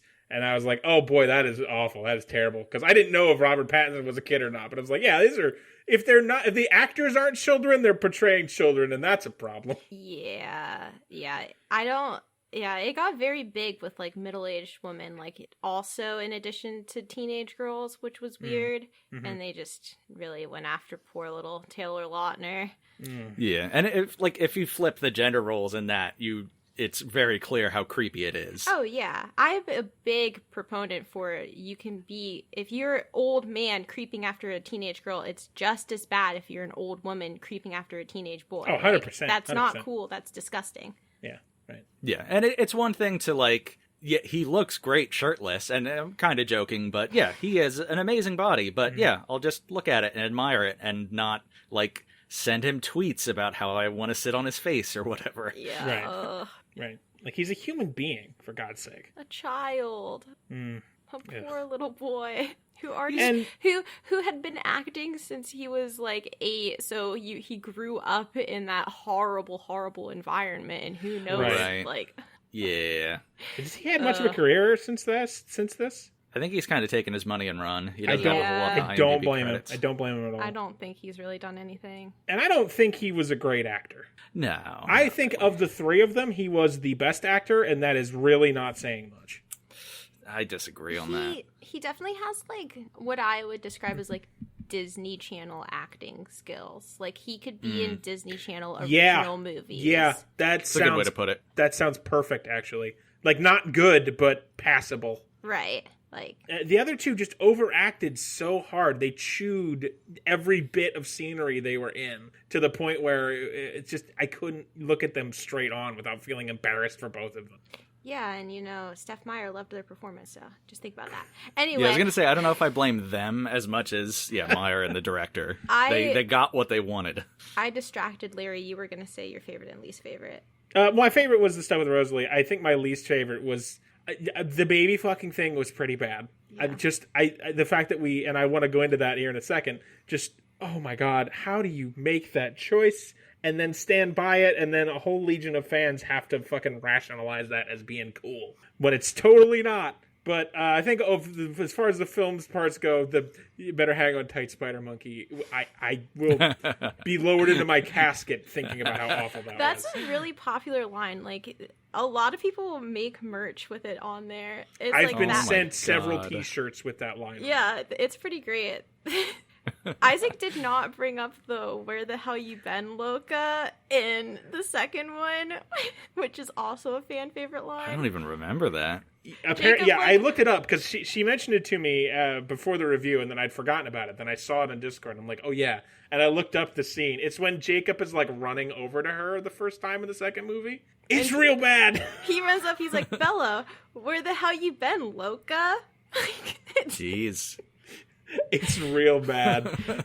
It's a fan favorite line. Oh, yeah. Man. But other than the baby fucking thing, I think, that my least favorite is probably that line, just because, oh God, I don't That's your least favorite? That's like my favorite. I mean, it's my favorite to make fun of, besides the auto laugh. But what else is there to enjoy in Twilight other than the things that are the best things to like? Nothing. There's nothing to enjoy. Exactly. So that's what makes it the best. I think okay. Also, my least favorite is probably the cock block ending of like, oh nope, this fight's just happening in Aro's head. Nope, it's nothing. That was really just watch it. Like, considering that was the first movie I watched, like, to imagine what that would be if I had just watched the whole franchise. And I hadn't read the books, I didn't know what it was, and even if I was kind of into it, just to be like, oh, that's it? That's how you're ending it, with a tease of a fight that could be, and then it's like, nah, never mind. To be fair, they do make it like a huge like scene in the movies because they really wanted to have like an epic fight scene, and like it's not that much in the book at all. It's like how they made The Hobbit, like, Right. But it's I don't need it to be a fight scene. It didn't need to end with the fight scene. It just needed the ending to not be so lame. Because the whole conflict in the last movie, after 10 minutes of is Bella gonna eat the baby, I guess not, Jacob's gonna fuck it and everything's cool, the whole thing is the Volturi are coming and it's gonna be bad. And then the Volturi come and it's like, nope. But it's the cool. Cullens aren't violent, and the fact that they could just outsmart them instead of fighting. They don't. Alice does it. They're ready to fight. They're about to fight. And Alice Deus Ex Machina's in a Native American who solves all their problems. Yeah. Not even a member of the Quillette, by the way. That could have at least been a bone they threw them, but no. No, that wouldn't make any sense, though, because why would a Quillette have a relationship with a vampire when their whole existence is anti-vampire? Sarah, don't do this. That would be a good love story. But that would be a real Romeo and Juliet. Yeah, anyway. But that would outshine Edward and Bella's story. Edward and Jacob should have gotten together. That would have really been that would have been almost a good story. Oh, yeah. Like, Edward's like, don't look at my baby, and then Jacob just looks at him and imprints. Yeah. Anyway. What if you can imprint outside of your sexual orientation? I would hope so. I don't think it's outside of your sexual orientation. No, I mean, like, what if Jacob imprinted on what if it was a male baby, and Jacob's like, well, I'm heterosexual. Maybe he's not. No, he is gonna fuck that baby, Sarah. We all know. I would just be like, no, then he's gay. Like, all right, let's talk about the baby fucking, because how did this happen? How is this okay? And this is probably going to lead to a larger discussion of Steph Meyer and Mormonism. Right. How has this happened? So, the way it's justified is, like, the whole she can age rapidly, so she's like... But that doesn't explain, like, Jacob's friend who imprinted on a 2-year-old, so... But yeah, that's also problematic. It is speculated that it does stem from Mormonism because they have, like, the thing where it's God says that we were meant to be together, so I will hang out with this child until they are of age. And it's like a gross explanation for grooming. Right. I don't want to shit too much on Mormonism here. I'm not a fan of it or any religion, but if you want to get an overview of the whole thing, I would say last podcast on the Left series about it is pretty well researched and kind of takes a look at all the bad stuff. As someone whose grandmother is a Mormon. That's right. And who I lived with for the second half of my senior year, I will very confidently say that Mormonism is a cult. Yeah. I would say they're definitely more cult-like than the other major religions, and they have a very wild history. I had a very close encounter with it in my real life, and I definitely think it's a cult. Mm-hmm. And a lot of that stuff that I've learned about their history is reflected in her writing. That Mormonism looms large over the story of Twilight. Yeah, me. Yeah, and I could I go think so deep into other reasons of why it's a cult that aren't related to Twilight, but that's not what we're doing. Yeah. And there's many fine people who are Mormons, so it's not like all of them are terrible. They've been indoctrinated, so it's not their fault. And we've talked about religion multiple times on the show before. I don't hold it against any individual person. I want to hold the organization to task. Yes. Yeah. That is always where my complaints lie when I complain about any sort of large organization. The individual person is blameless to what you know and have taught and learned. And, right. You think critically about literally everything you do and believe in, and then, don't. If you're trying to manipulate other people, go screw yourself. Oh, yeah. And I think the baby fucking thing is a big proponent, the biggest and easiest thing to point at in Twilight as to where that sort of belief comes from. Yeah, not that Mormons fuck babies, I'm not saying that. No. Just the whole concept of, like you said, predestination and... Yeah. It's so bad. How is this, how did the community around Twilight that you were a part of when you were younger, more sort of, how was that taken? How did people react to that? Do you know? Do you remember? It was just kind of explained, everybody was like, oh, well, it's fine.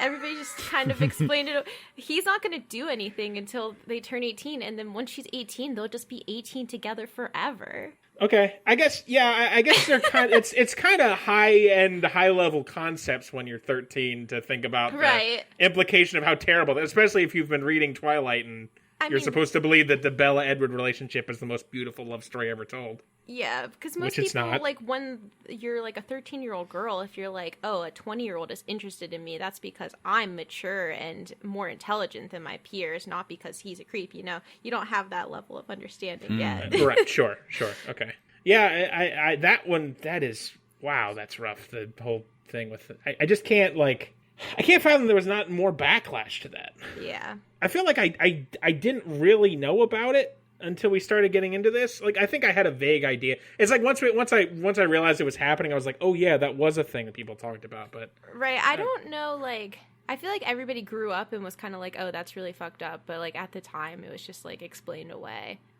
Because everybody I don't know, everybody's gross. Yeah, well, that's certainly true. That book is so good. They have so much sex. It's that's the extent of 14-year-old girls talking about it. Is the sex in the book written well? Even? Oh, probably not. I feel like I don't really read. Smut books. No, me either. I am the most anti that as you could. Just gross to me. So I wasn't into it at all. But yeah. I don't think so. I mean, it's a whole thing where it's supposed to be really hot because they can't control themselves and they're so strong. Edward doesn't want to have sex with her when she's human because he'll break her because he's so strong. And then when they're both vampires, they can just do whatever they want.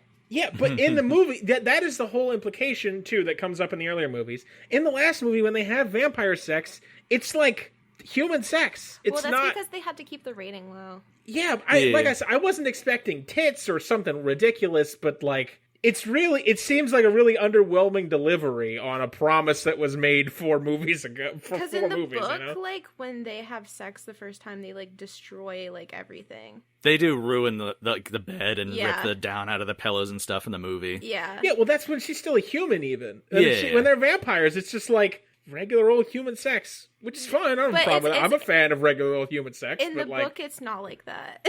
Okay.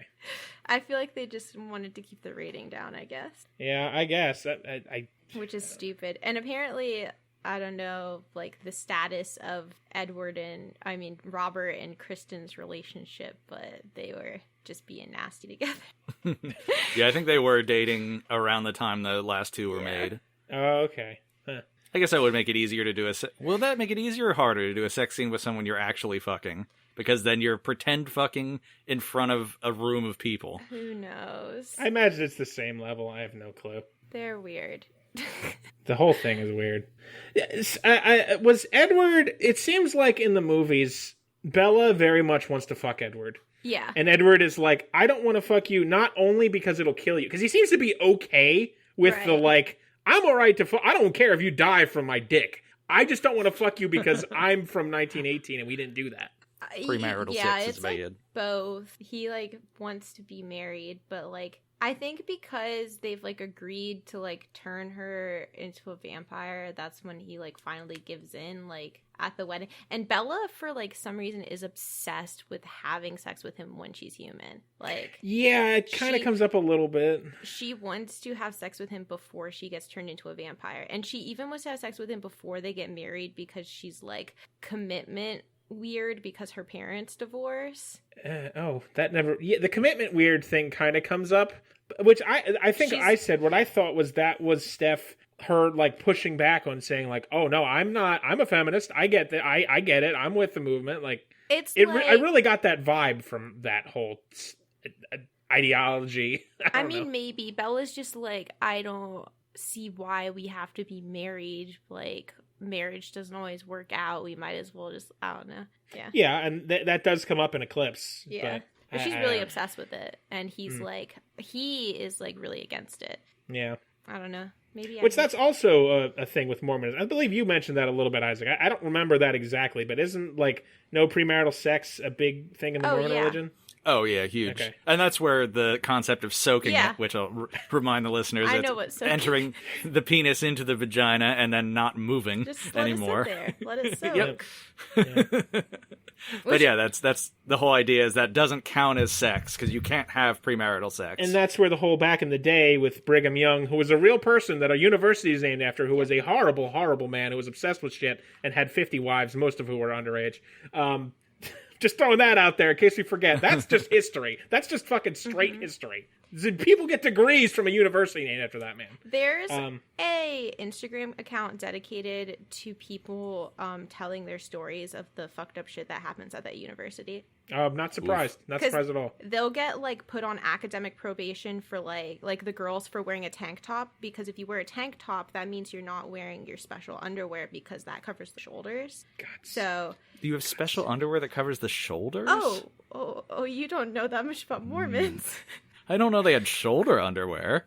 So their underwear for like it's like almost full body. It's like the tops have sleeves and then the bottom goes like halfway down your thighs, essentially. It's like long underwear. So there's like this there was like a story that was this girl who was at home with her family, not even at college, and somebody she went to school with saw her wearing a tank top at home with her family, and they snitched on her at the school, and she got put on academic probation. And they encourage like you to snitch on people at a college you pay to go to. Yes.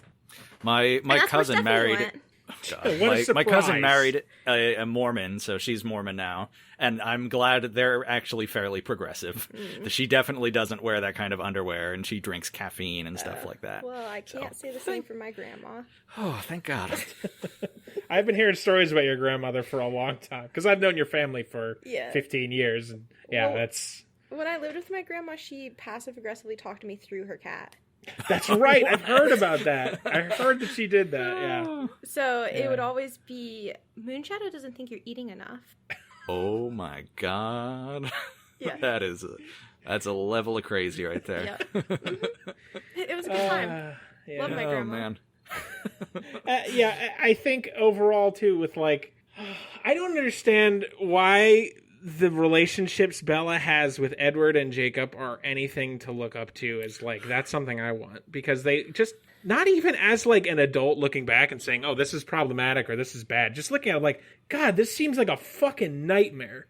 To be in a relationship like this seems like it's a nightmare of constant desperation.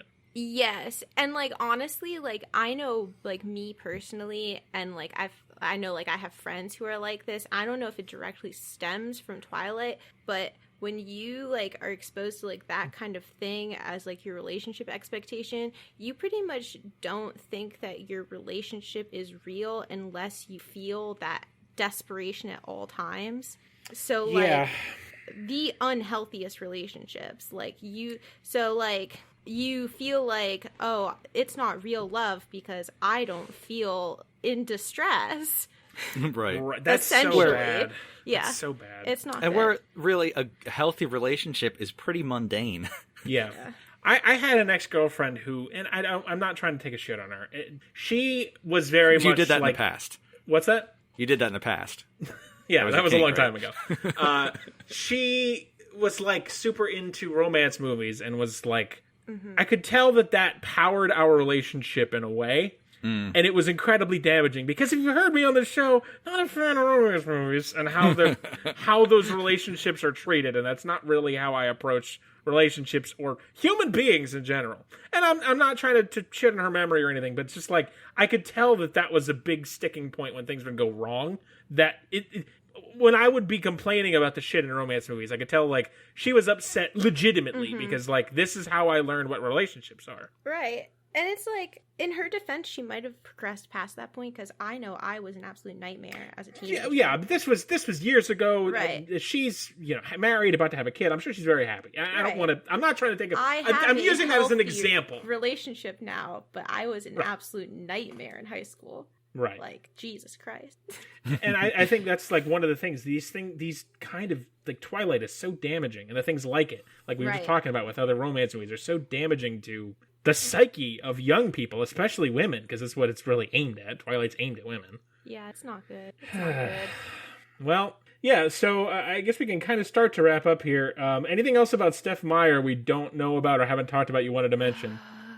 I think we should lead that into why vampires can't be black. Oh! Speaking of Mormonism. Right. The thing, I'd like to close that off more or less with a discussion of why vampires can't be black. Okay, yeah, I will end it on that note. If I had anything else written down, it doesn't matter. So, apparently, there is a Mormon belief that when you die, like, essentially, you become white.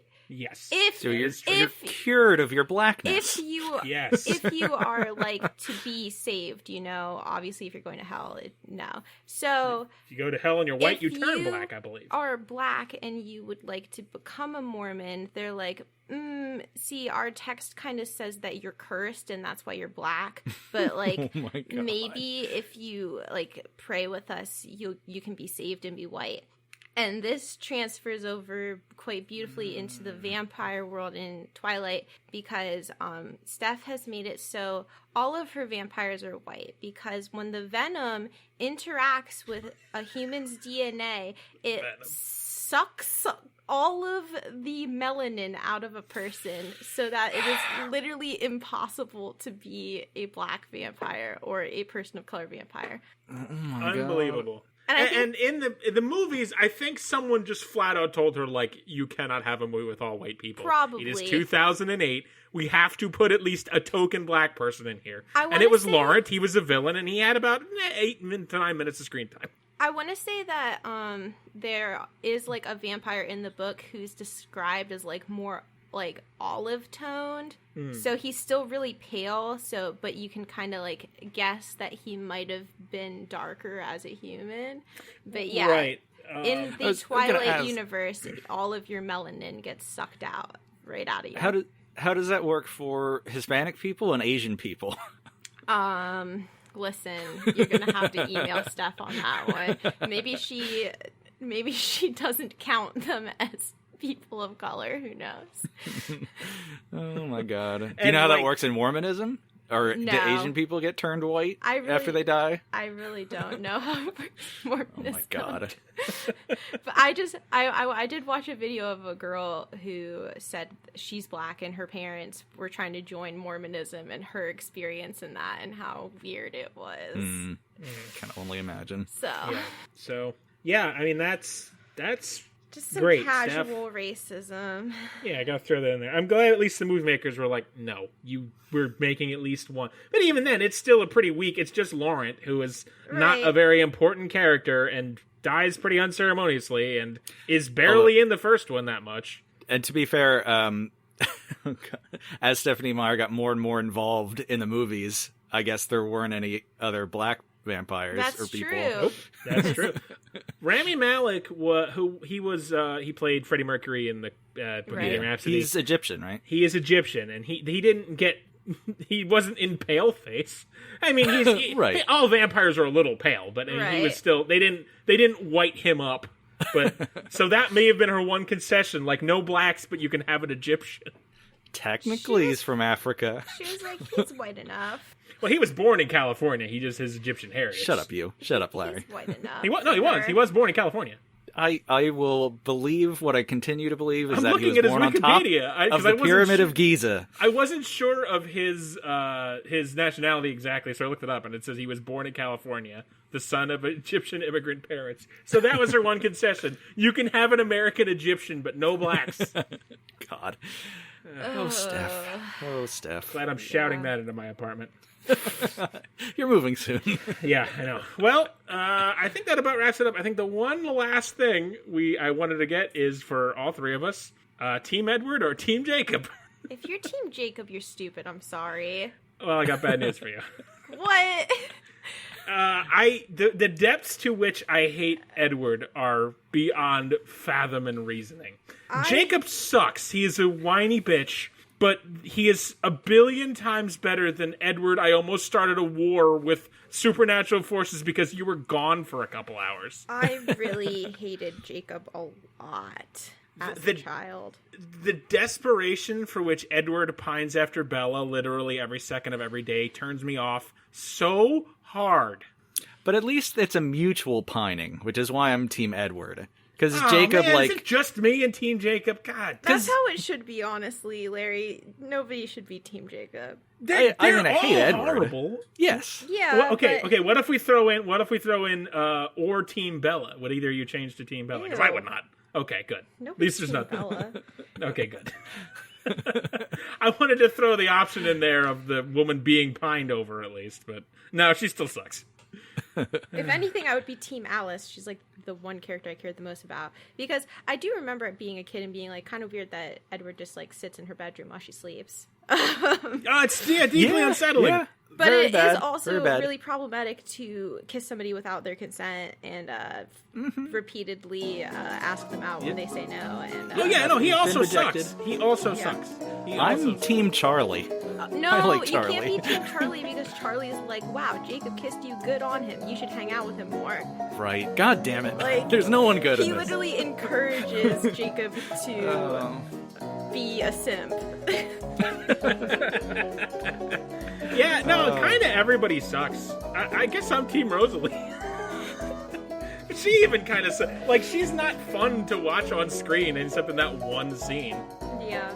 And even that's not fun; it's just more of like interesting. So yeah, this I'm sucks. Team Anna Kendrick. She was Oh, the God. least insufferable character ever. I forgot. I just wanted to say, Isaac, you said one of like the tolerable parts of 4 was the speeches during the wedding. When I watched that movie, I fast forwarded through it. I could not stand it. I appreciated the timing of it and just like jumping back and forth I between it, hated it. but fair enough. Okay. I bet that Oh, wedding boy. was a fucking travesty. I kind of want to watch that. You should. It's and very live long. Stream it. Oh god, yeah, I might get around to that. I need a break from Twilight for a bit. Jacob and Bella slow dancing in the woods is awful. Oh lord. Awful. Yeah, I mean, now that we've done another 2 hours and 15 minutes of Twilight, I need some time away from that.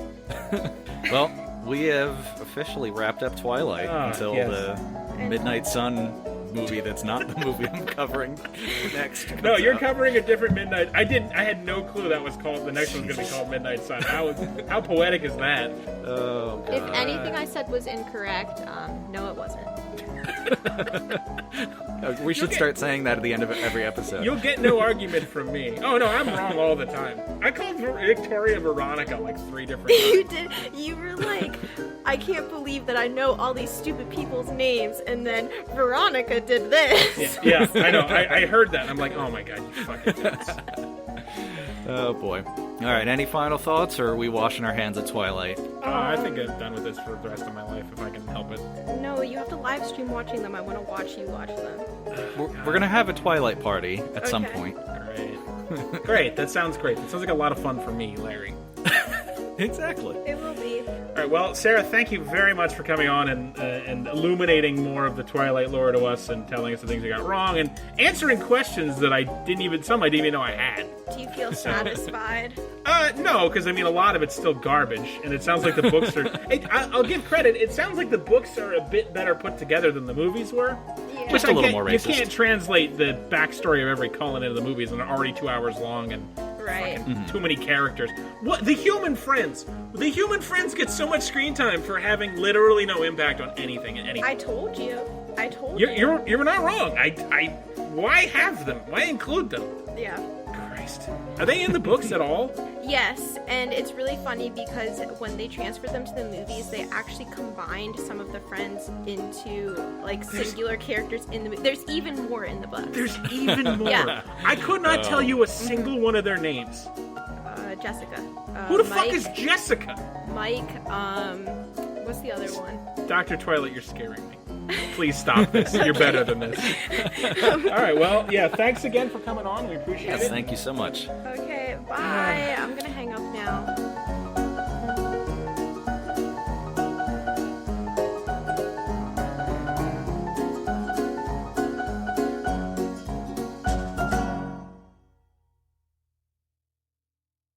Anthony! Star is done chewing on her stick. What? Star, has no distraction. This is a secret only Isaac will hear. I love you. I love you. I'm gonna make love to you. You're probably not gonna listen to this, but I'm gonna make love to you, Isaac Early. Another secret message for Isaac. I wanna fuck you in the butt, Isaac. I wanna make love to your butthole and your mouth and the other holes, which I don't know about, but I'm sure you have. You're hiding holes from me, you son of a bitch. You are trying to hide your holes from me. Please never listen to this. It's terrible.